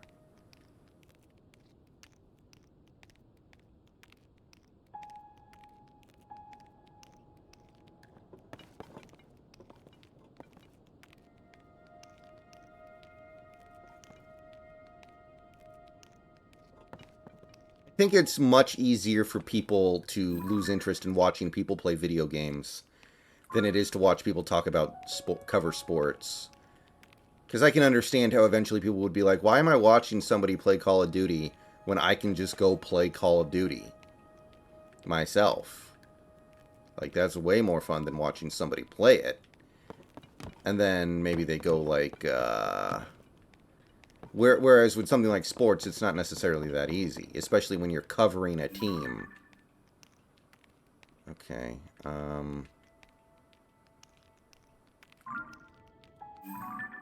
man.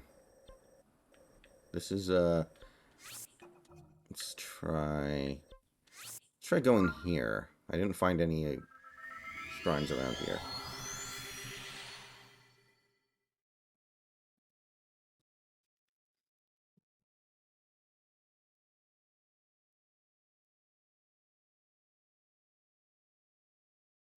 Alright, guys. I'm going to step away for a few minutes. When I get back, I'm going to be sitting over in my chair. And I'm going to be on the other microphone.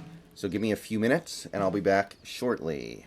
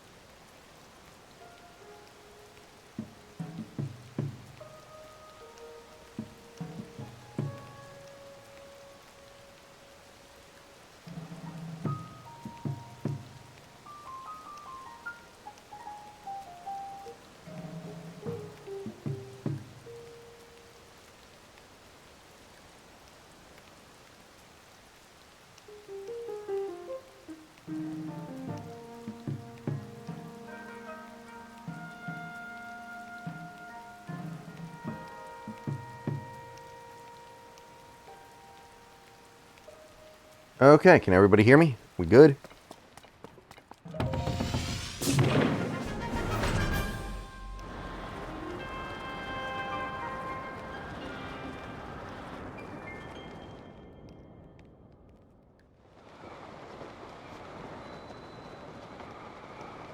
Alright, cool.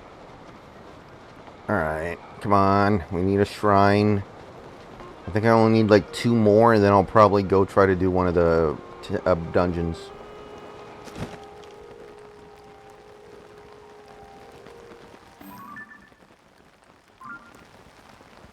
Wish it would stop raining. I can't see.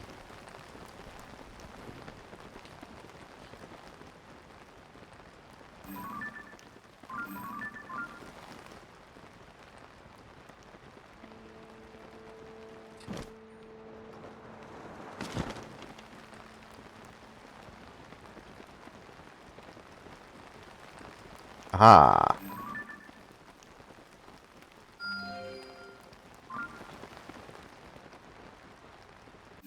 Okay, so now we go down to the yellow one.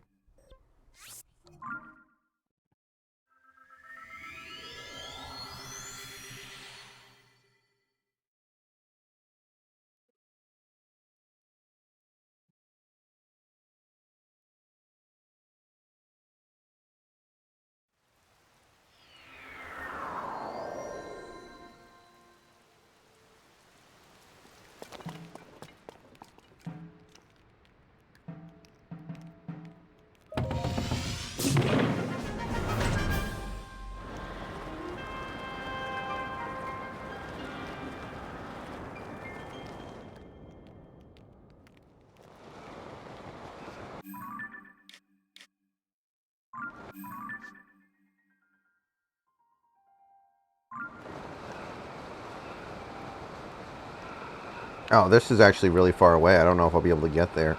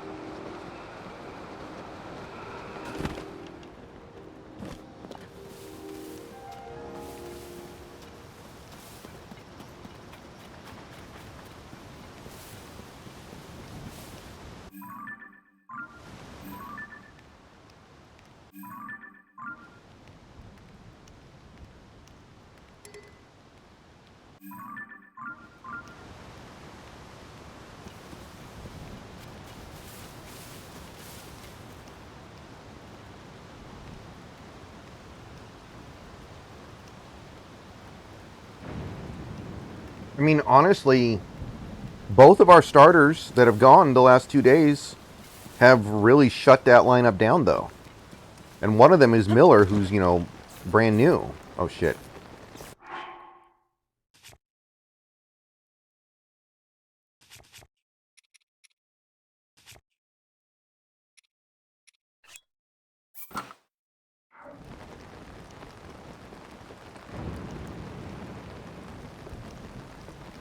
Oh, yeah? Summer Sim was fun. I had a good team one year, I remember. Wait, why is this thing wet? This thing shouldn't be wet. It's not raining. Oh, now it's raining. Okay. Okay, well, I'm screwed. Okay, maybe we can walk from there to there. Oh well. I'll go for it.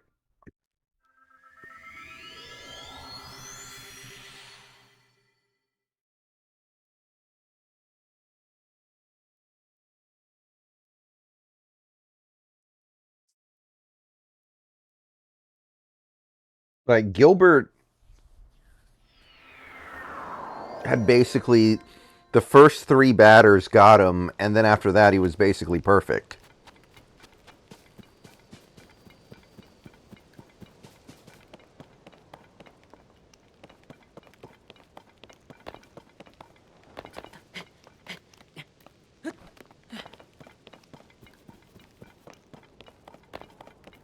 Yeah, Topa didn't look good, but I'm talking about the starters.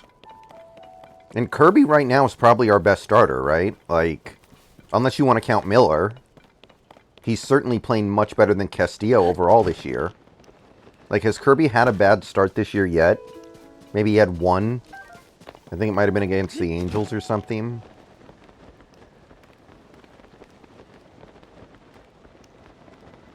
I don't know. I'm just happy we got one win. Honestly, I'm just happy we got the one win. And I'm hoping we can take care of business. Holy shit. What the hell? And I'm just hoping we can take care of business against the bad teams we're going to play after tomorrow. Right, okay, it was the Angels.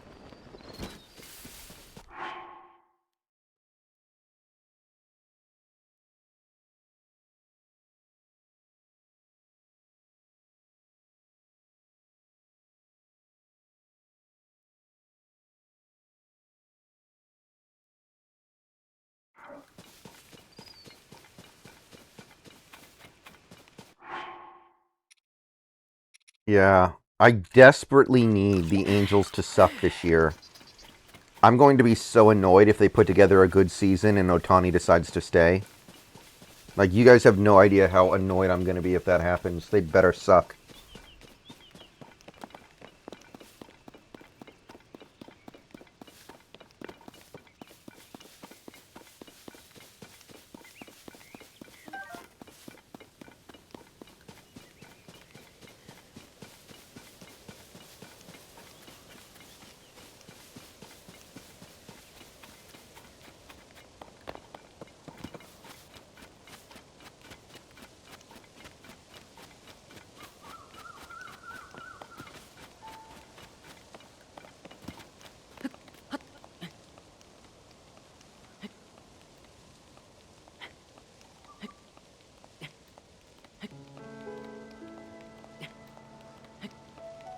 Well, that's the annoying thing, Santi. We suck in close games, so our run differential's better than our record. And we suck in one-run games because we have the best bullpen in baseball and we don't know how to use it.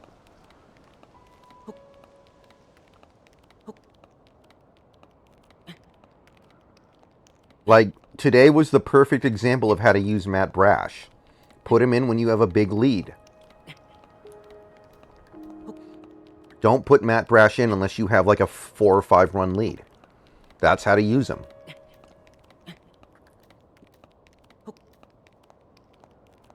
Not really, Rye Guy, but it is what it is.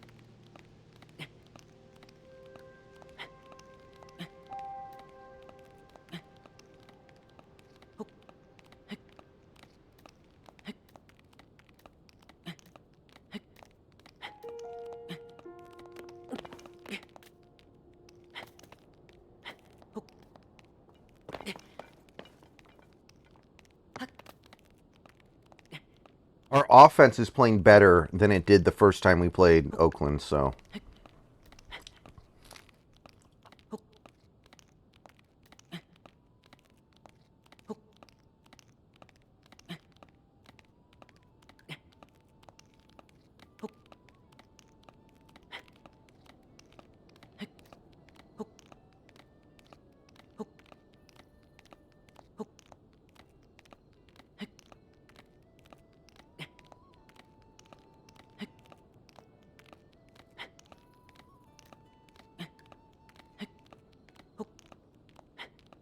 I don't think any baseball team is completely devoid of good players. Like, every team you play is going to have something decent, at least, so. Yeah, but overall, you still probably beat them every time.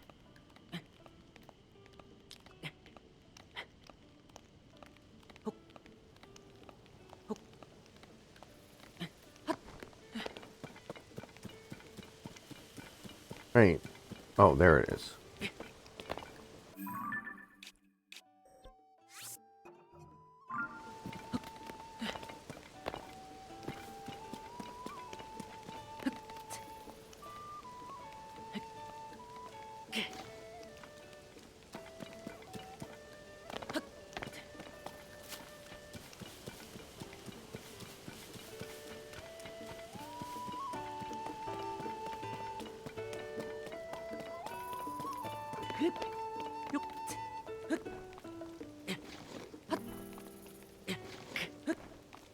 Come on. Go, go, go, go, go, go, go. Yeah.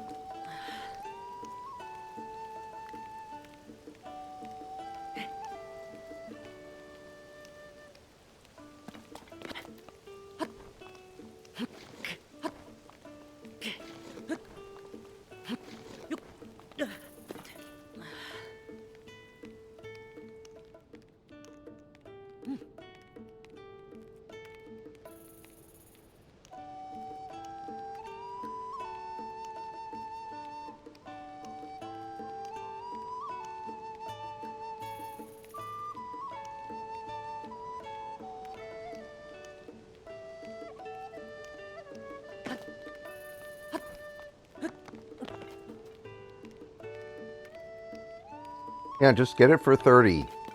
It'll go on sale for 30 at some point, and that's the best it's ever going to do. Or you can buy it used, I guess. I get. If you're okay with that.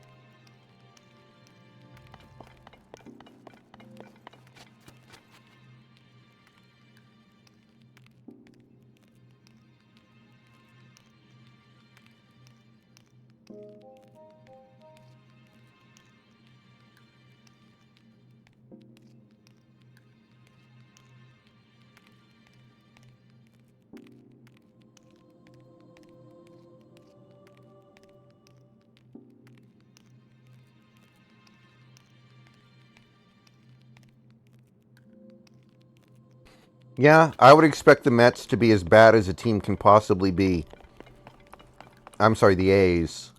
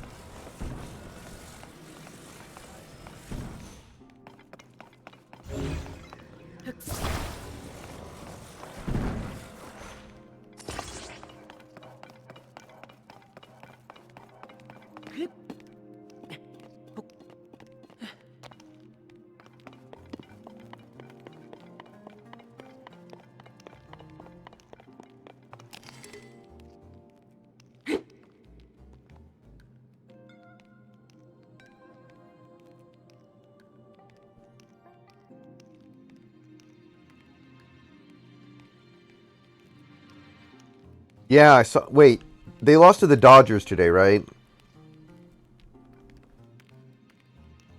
I know they beat them like 16-8 the other day, but I think they lost today.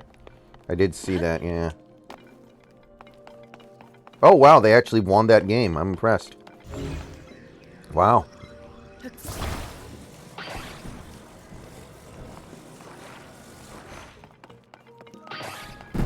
Dang it.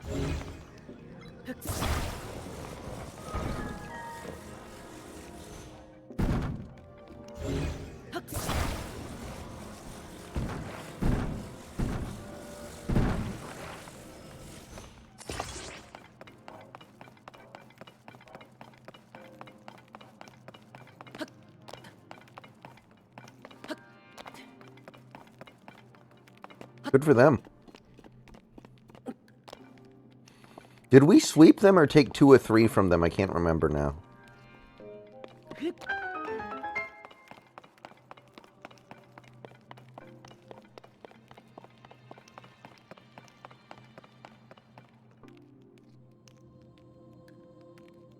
Oh yeah, Flexen got lit up that one. Okay.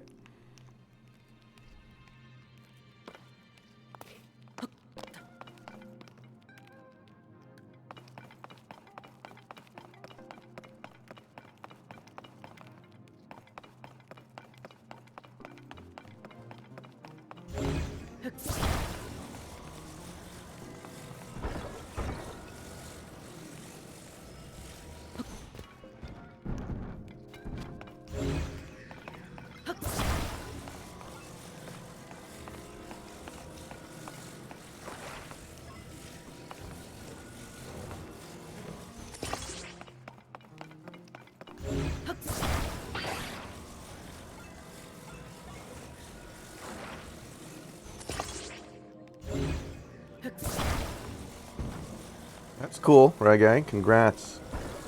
I three-peated with my Mariners in the show last year.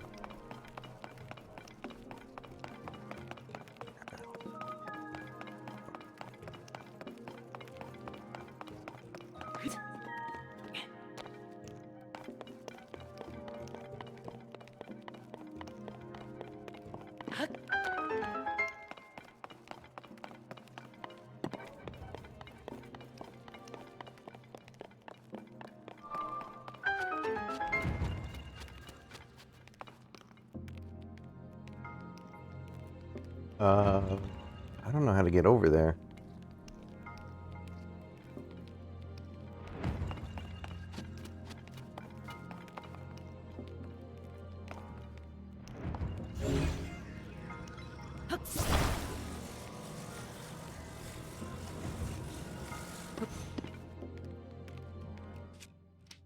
I have an idea.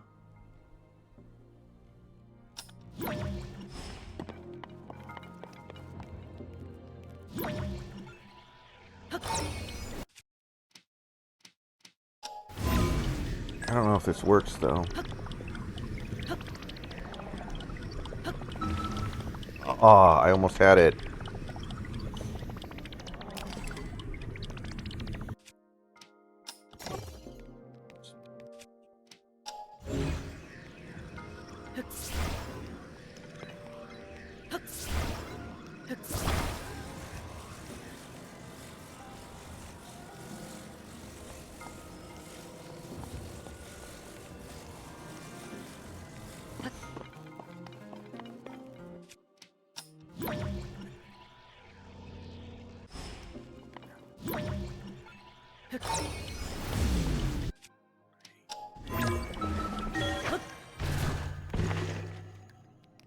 Wow.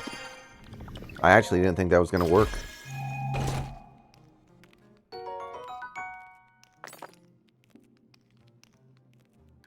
Are we going to Pittsburgh?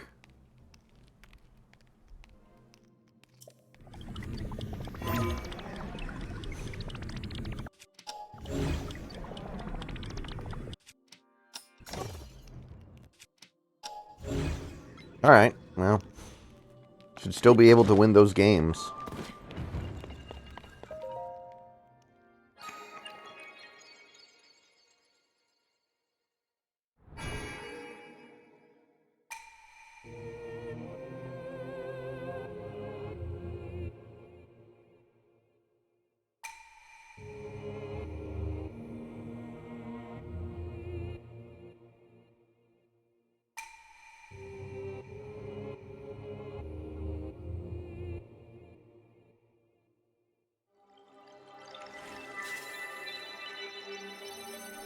Honestly, the Yankees aren't playing great right now, it looks like, so even that's not terribly daunting.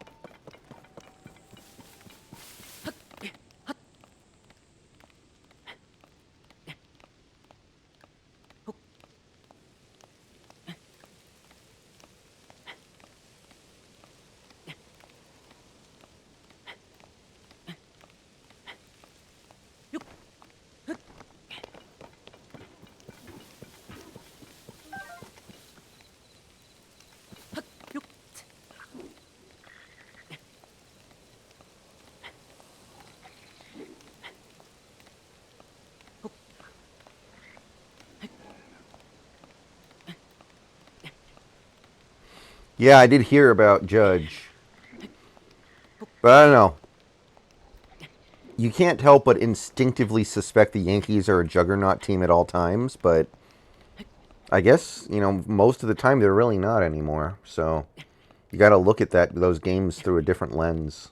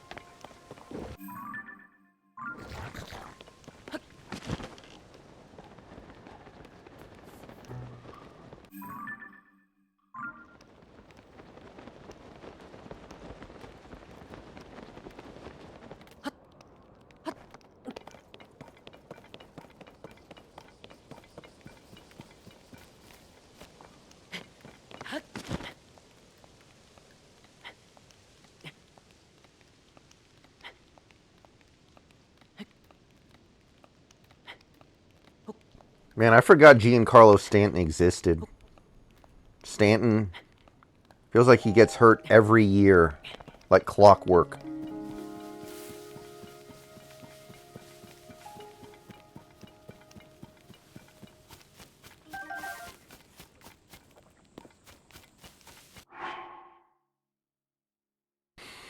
And by the way, are we officially at the point where we just have to, like, get Wong is just the backup and Caballeros is going to be the everyday starter at second base now?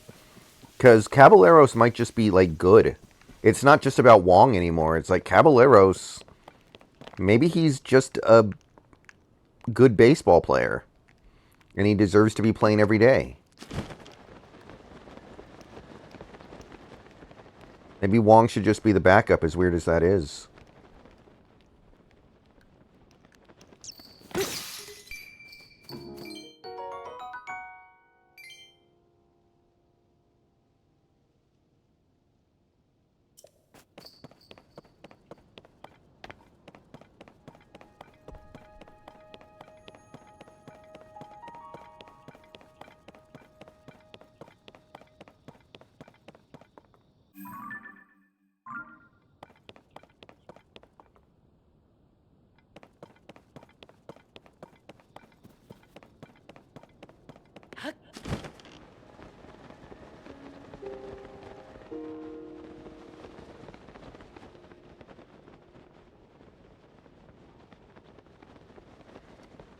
Oh, by the time we play them, they'll have time to have cooled off, hopefully, I guess.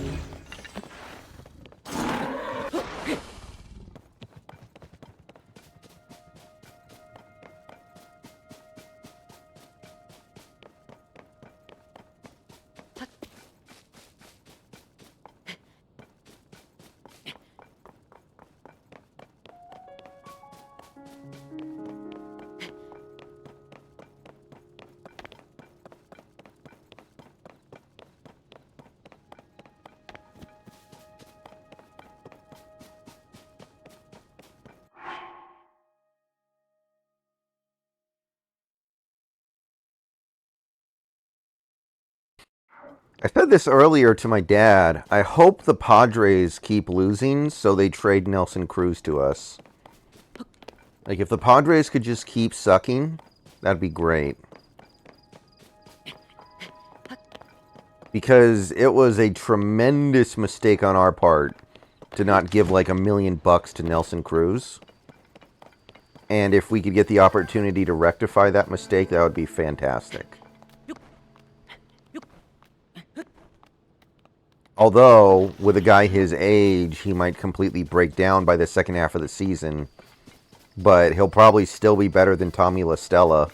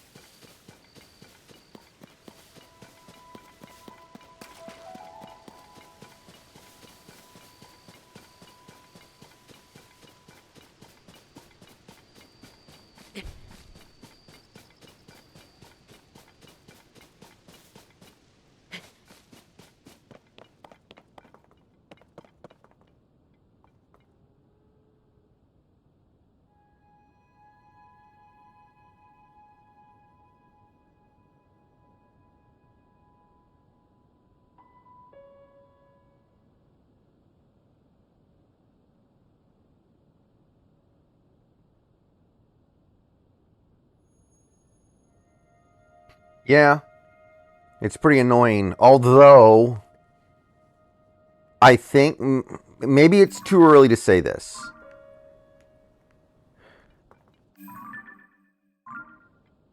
I think I'd rather have Caballeros than Frazier because Frazier sucks on defense. And Caballeros is probably not a big downgrade offensively.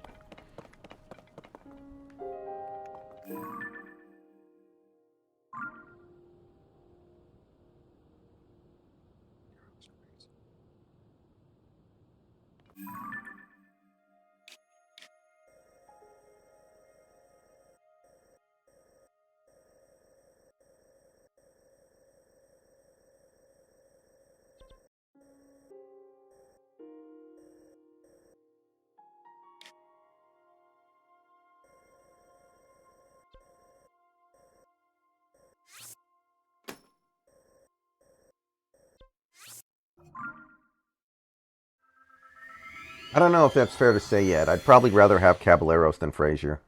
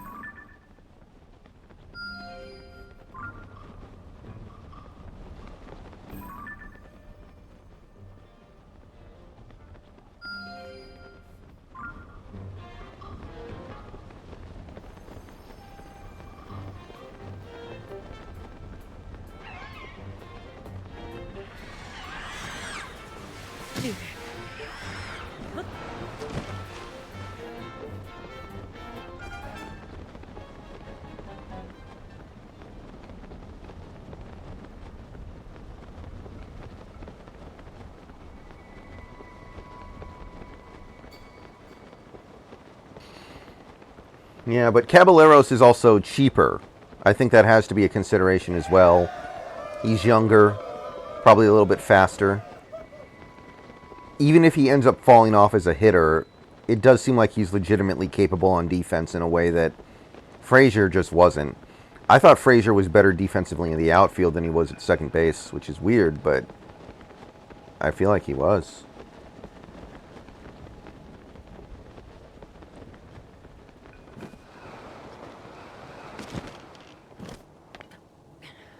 A40 Tags, thank you for the sub.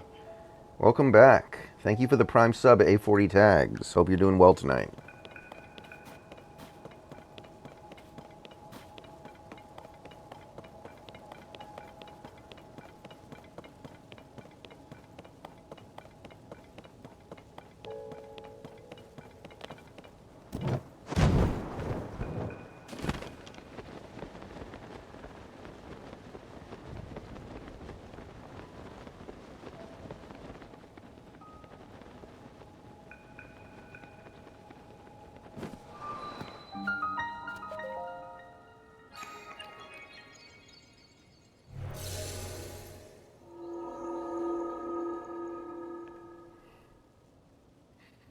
Yeah, I don't know.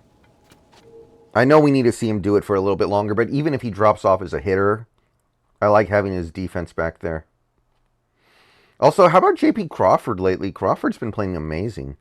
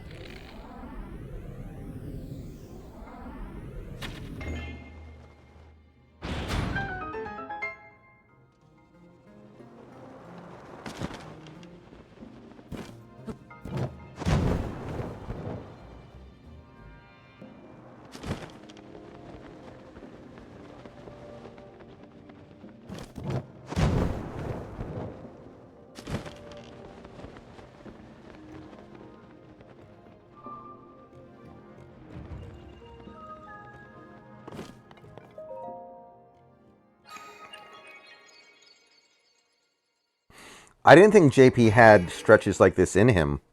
Genuinely. I thought he had pretty well locked himself into just like an average hitter.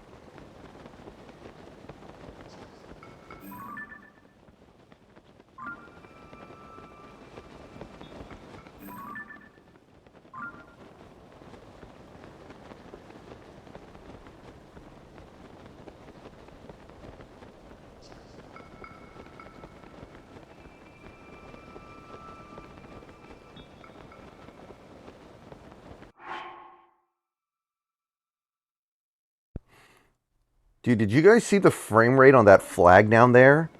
It's literally like 2 frames per second. Man, we let Nintendo get away with a lot of nonsense, don't we?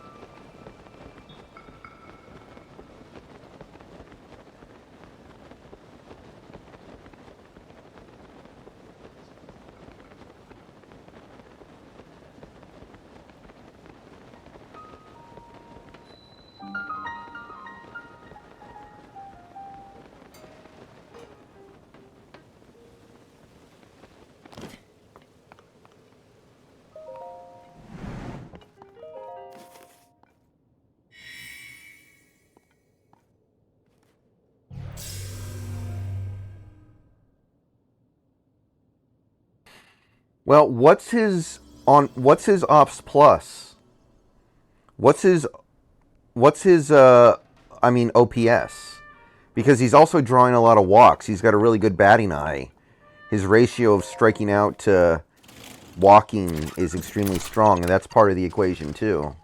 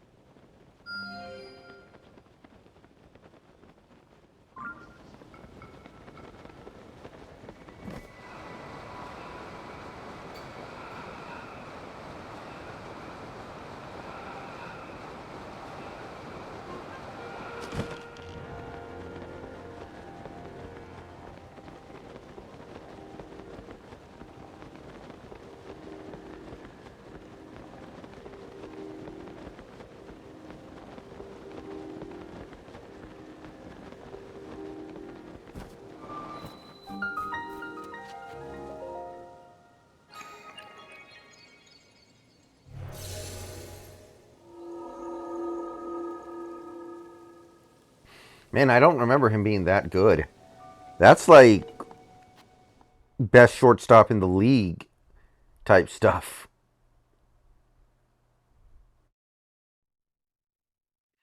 Ah, I don't remember him being that good.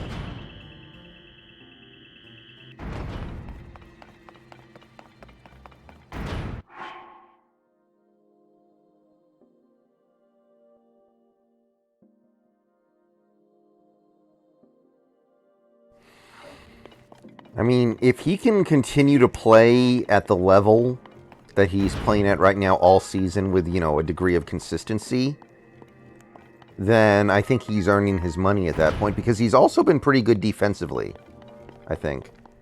Not anything over the top, but pretty decent.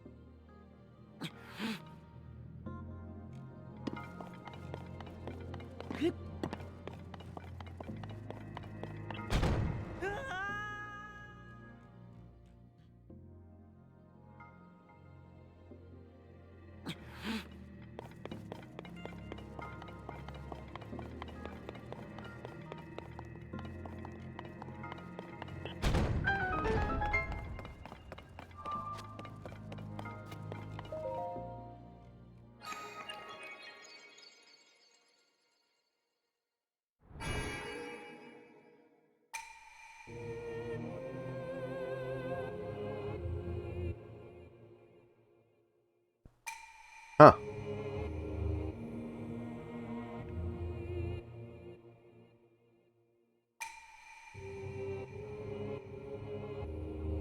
Looks like Ty France is struggling again now, though.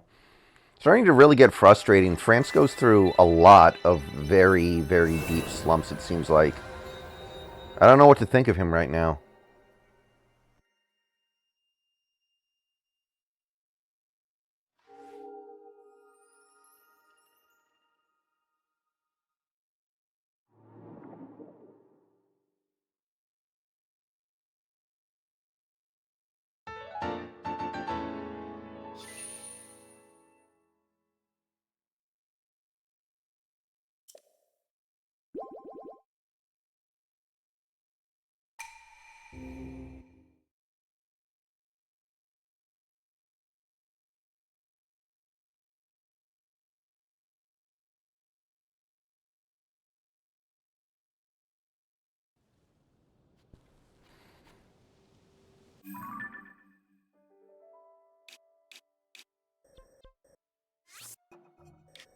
All right, guys. I'm going to take another short break, but I'll be back soon. We will continue on with more Zelda. See you guys shortly.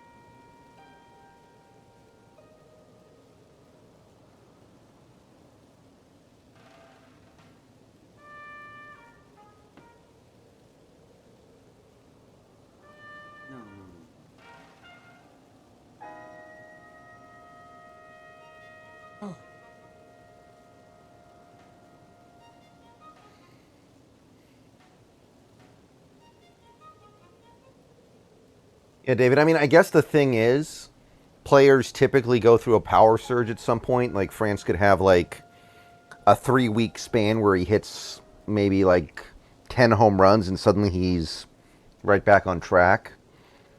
But I don't know what to think of France right now. Very confused by his season so far.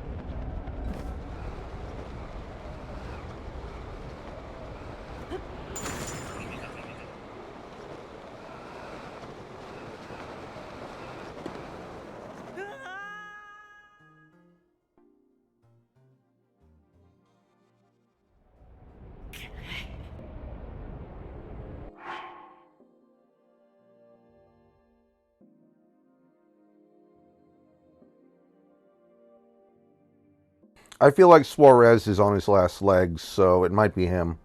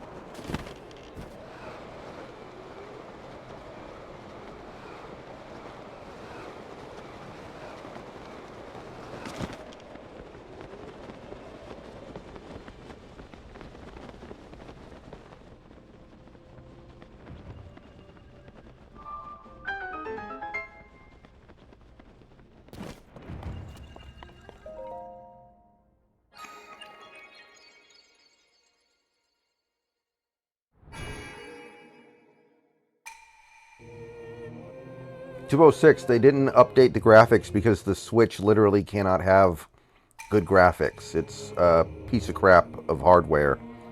It's a great example of a out-of-date hardware, and it can't go much better than this. Unfortunate.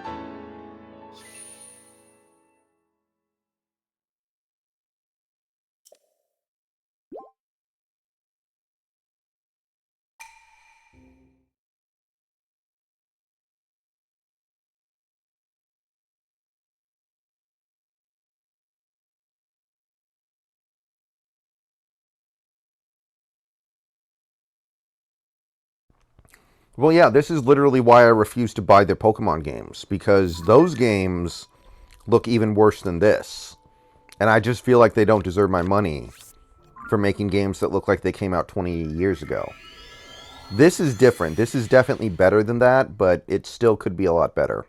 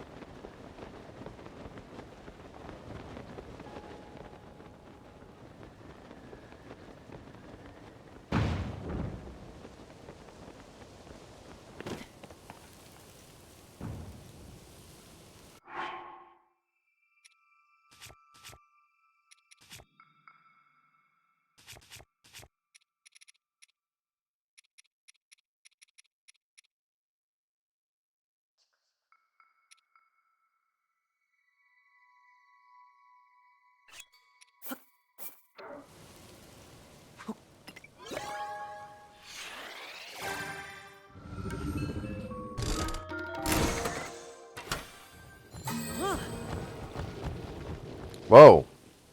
I didn't think I was going to get this much. That's pretty awesome, though.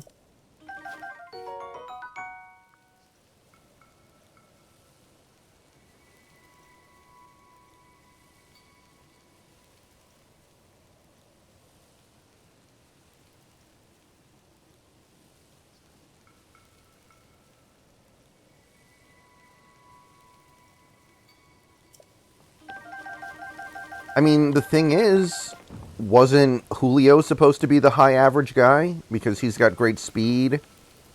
Like last year, he hit 283 as a rookie. He's supposed to be the guy who becomes like the 300 hitter. Am I wrong?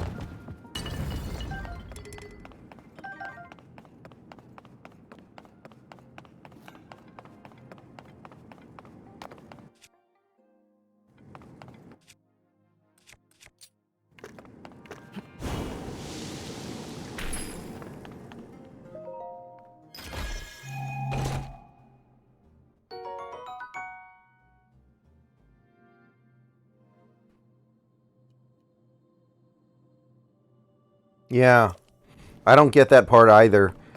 But if Julio doesn't become a guy who can hit like, 300 or 310 or something, I'm going to be disappointed. I mean, France was supposed to be that guy too. Last year, playing injured. I'm like, when France is healthy, he hits well above 300. It's just, these guys are not performing right now.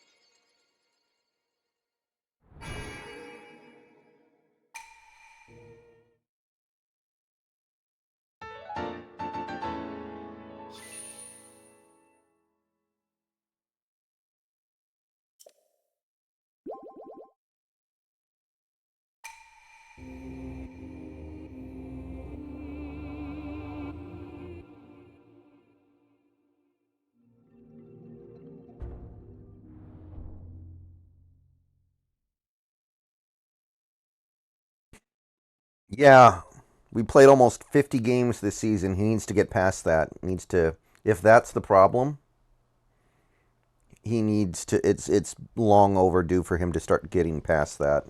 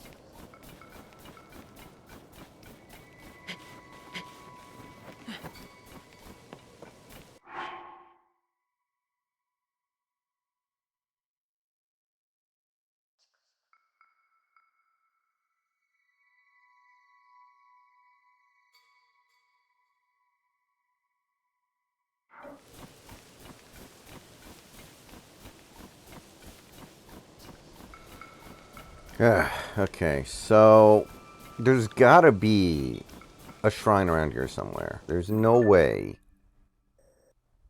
that this whole freaking area doesn't have a shrine. Although I feel like eventually I'm going to run into a place that's freezing cold and I won't be able to stay there.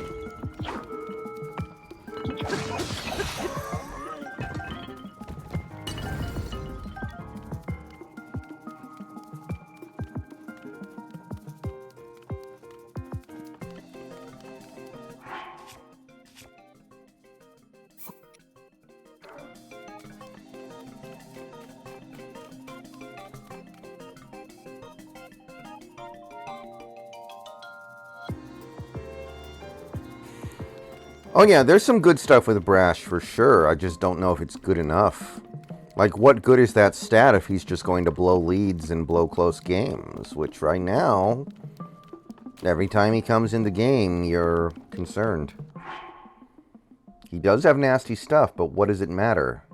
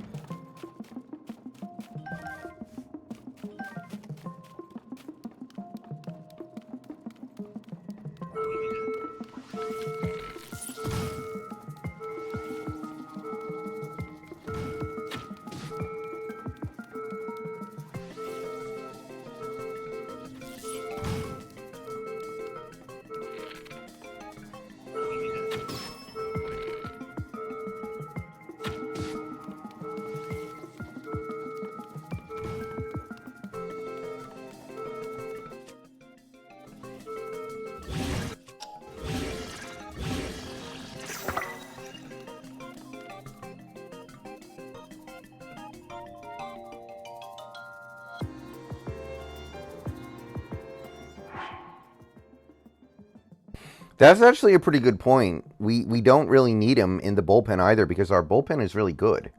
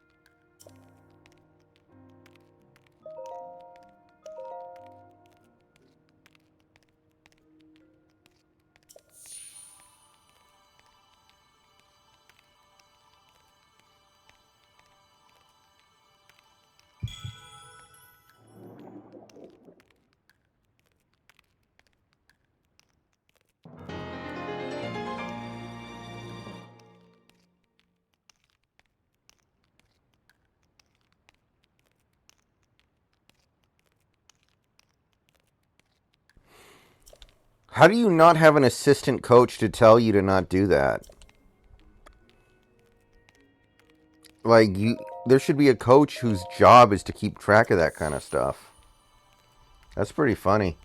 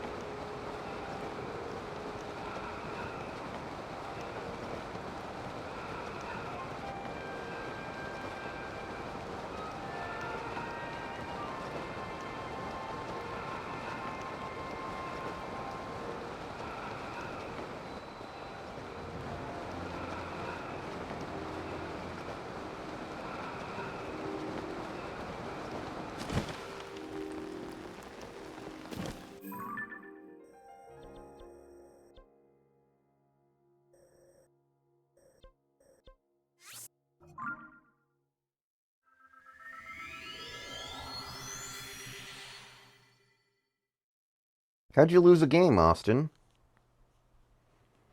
I thought you'd pretty much figured the whole thing out.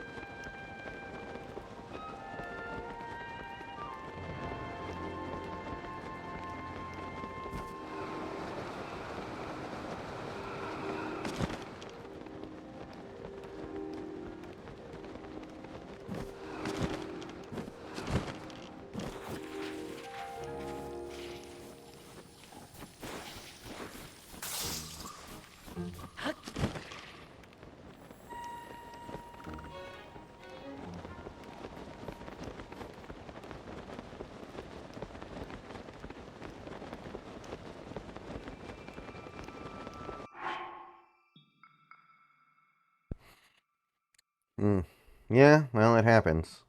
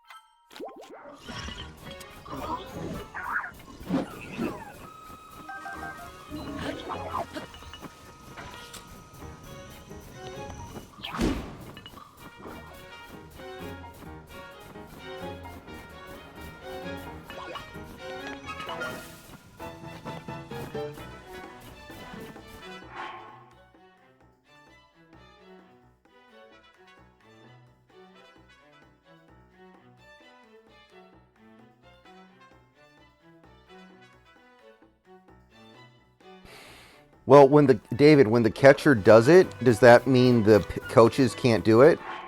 Does that like count as the visit?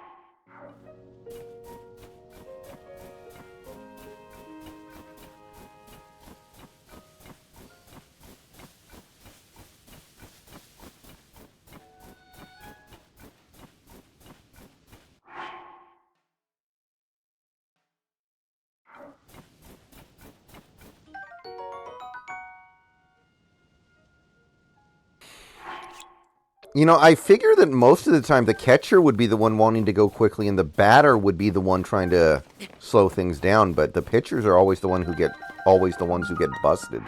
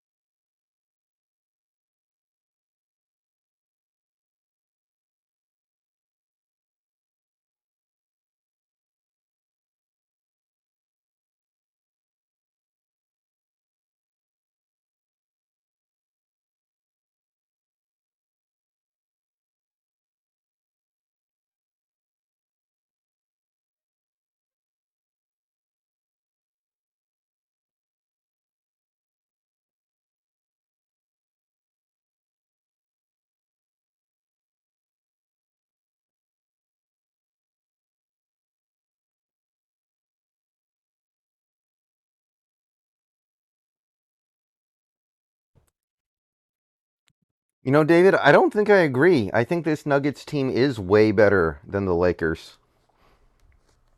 Tonight, the Lakers were getting all the ref calls. Jokic and Brown were both in foul trouble early in the third quarter. Jokic didn't really do that much in this game. Murray cooled off after the first half, and they still lost. Like, to me, that's an indication of the fact that they are badly outmatched.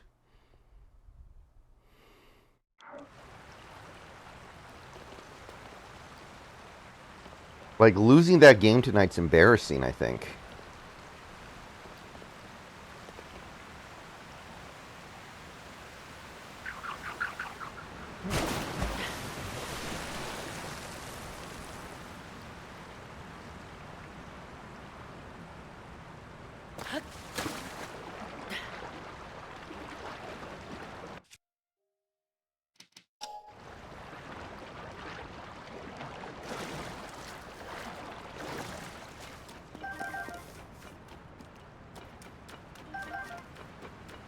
Yeah, there were so many crap calls against the Nuggets in that game. For the Nuggets to still win that game is like... I think that tells you that this Lakers team is just not that good. And they got some very, very beneficial situations to get to the point that they're at.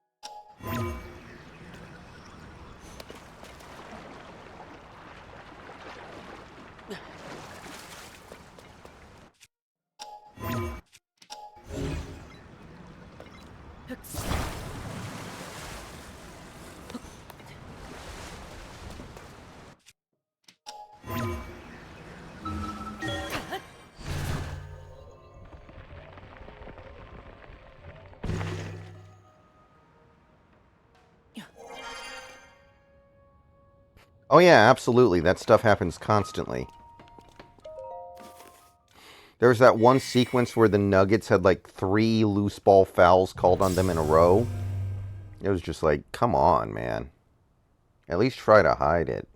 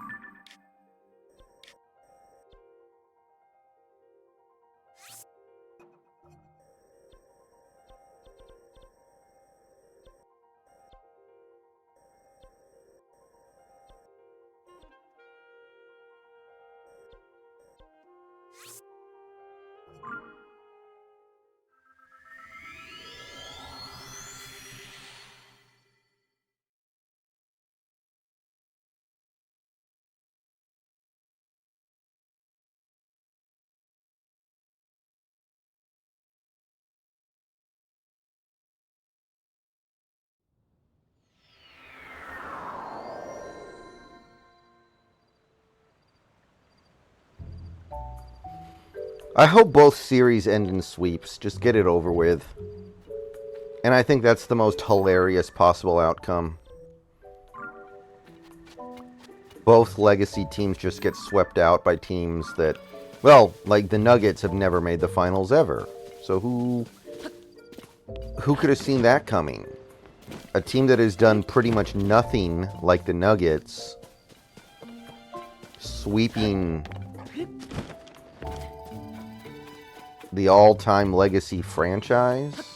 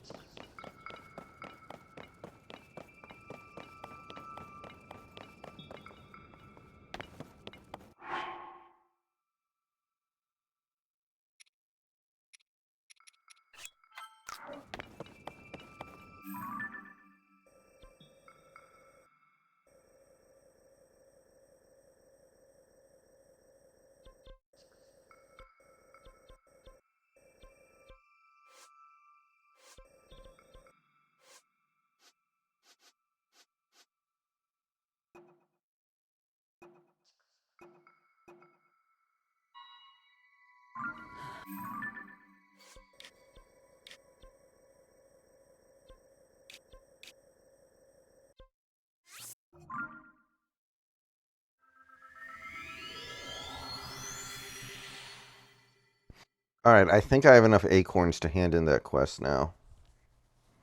So I'll knock that out real quick.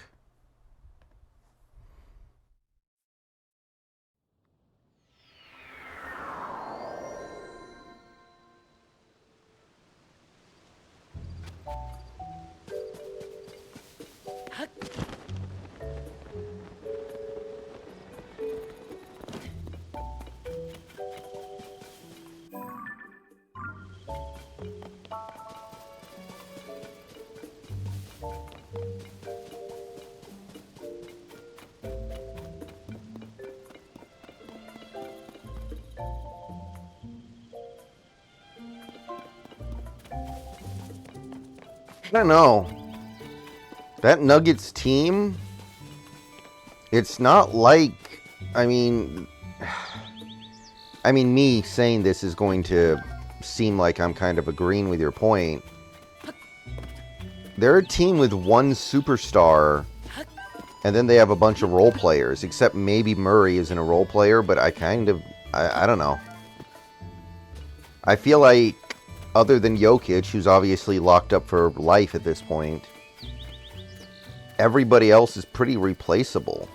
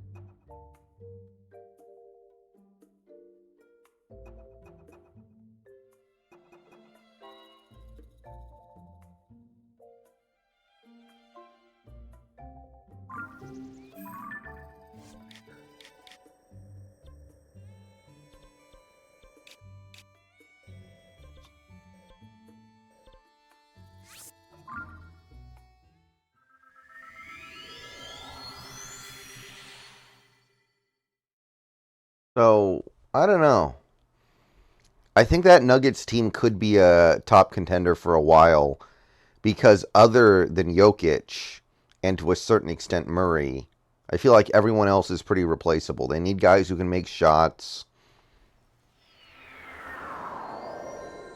and there are a million of those out there. A million.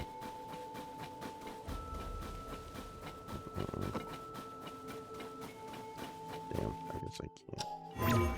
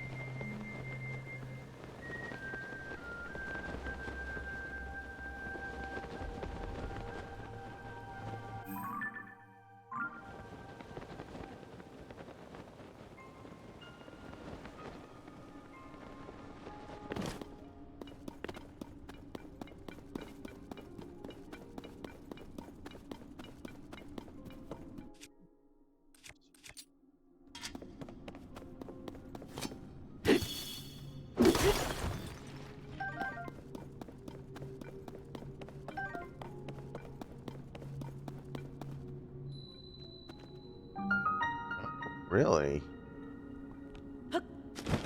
Well, let's take a look here, I guess.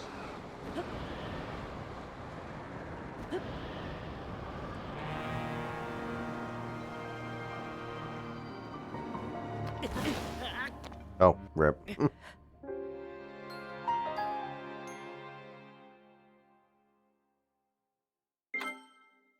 Yeah. You know, it wouldn't shock me if by the time this era is over, Jokic is considered like one of the 10 best players ever. Because they're probably going to give him MVP next year to make up for the fact that they didn't give him MVP this year.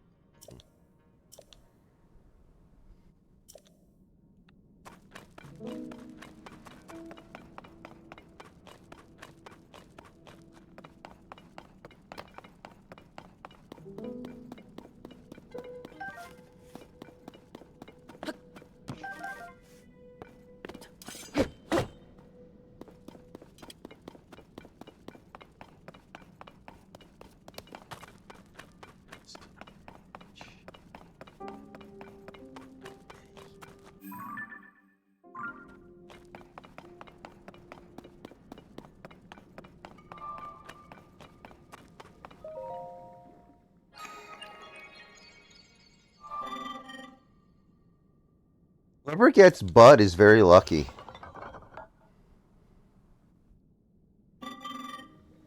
And I'm not even the world's biggest Budenholzer fan, but he is a good coach.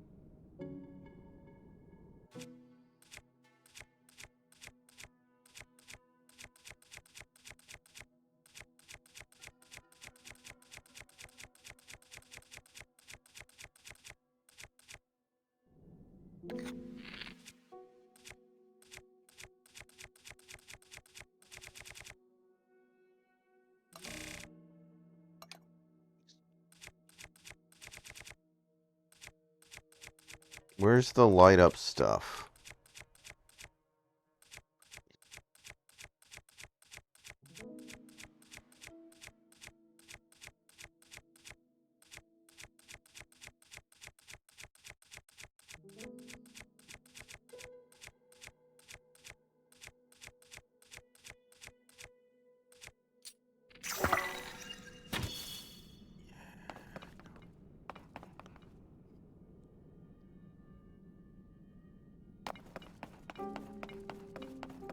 Detroit's rebuild has to pay off eventually, I guess.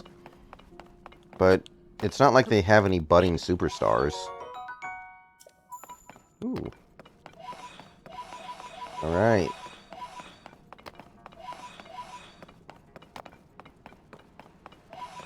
Ooh. Be nasty. Not being mean. No.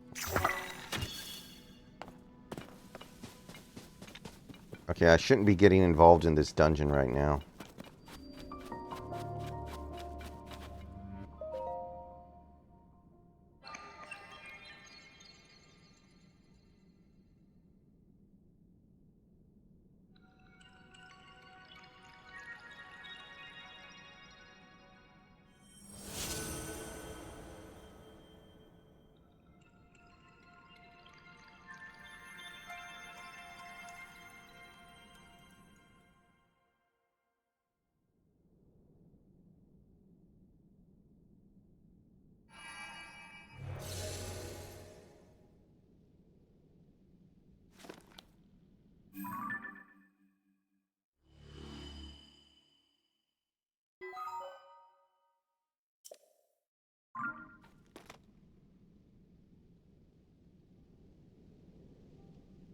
What's that all about?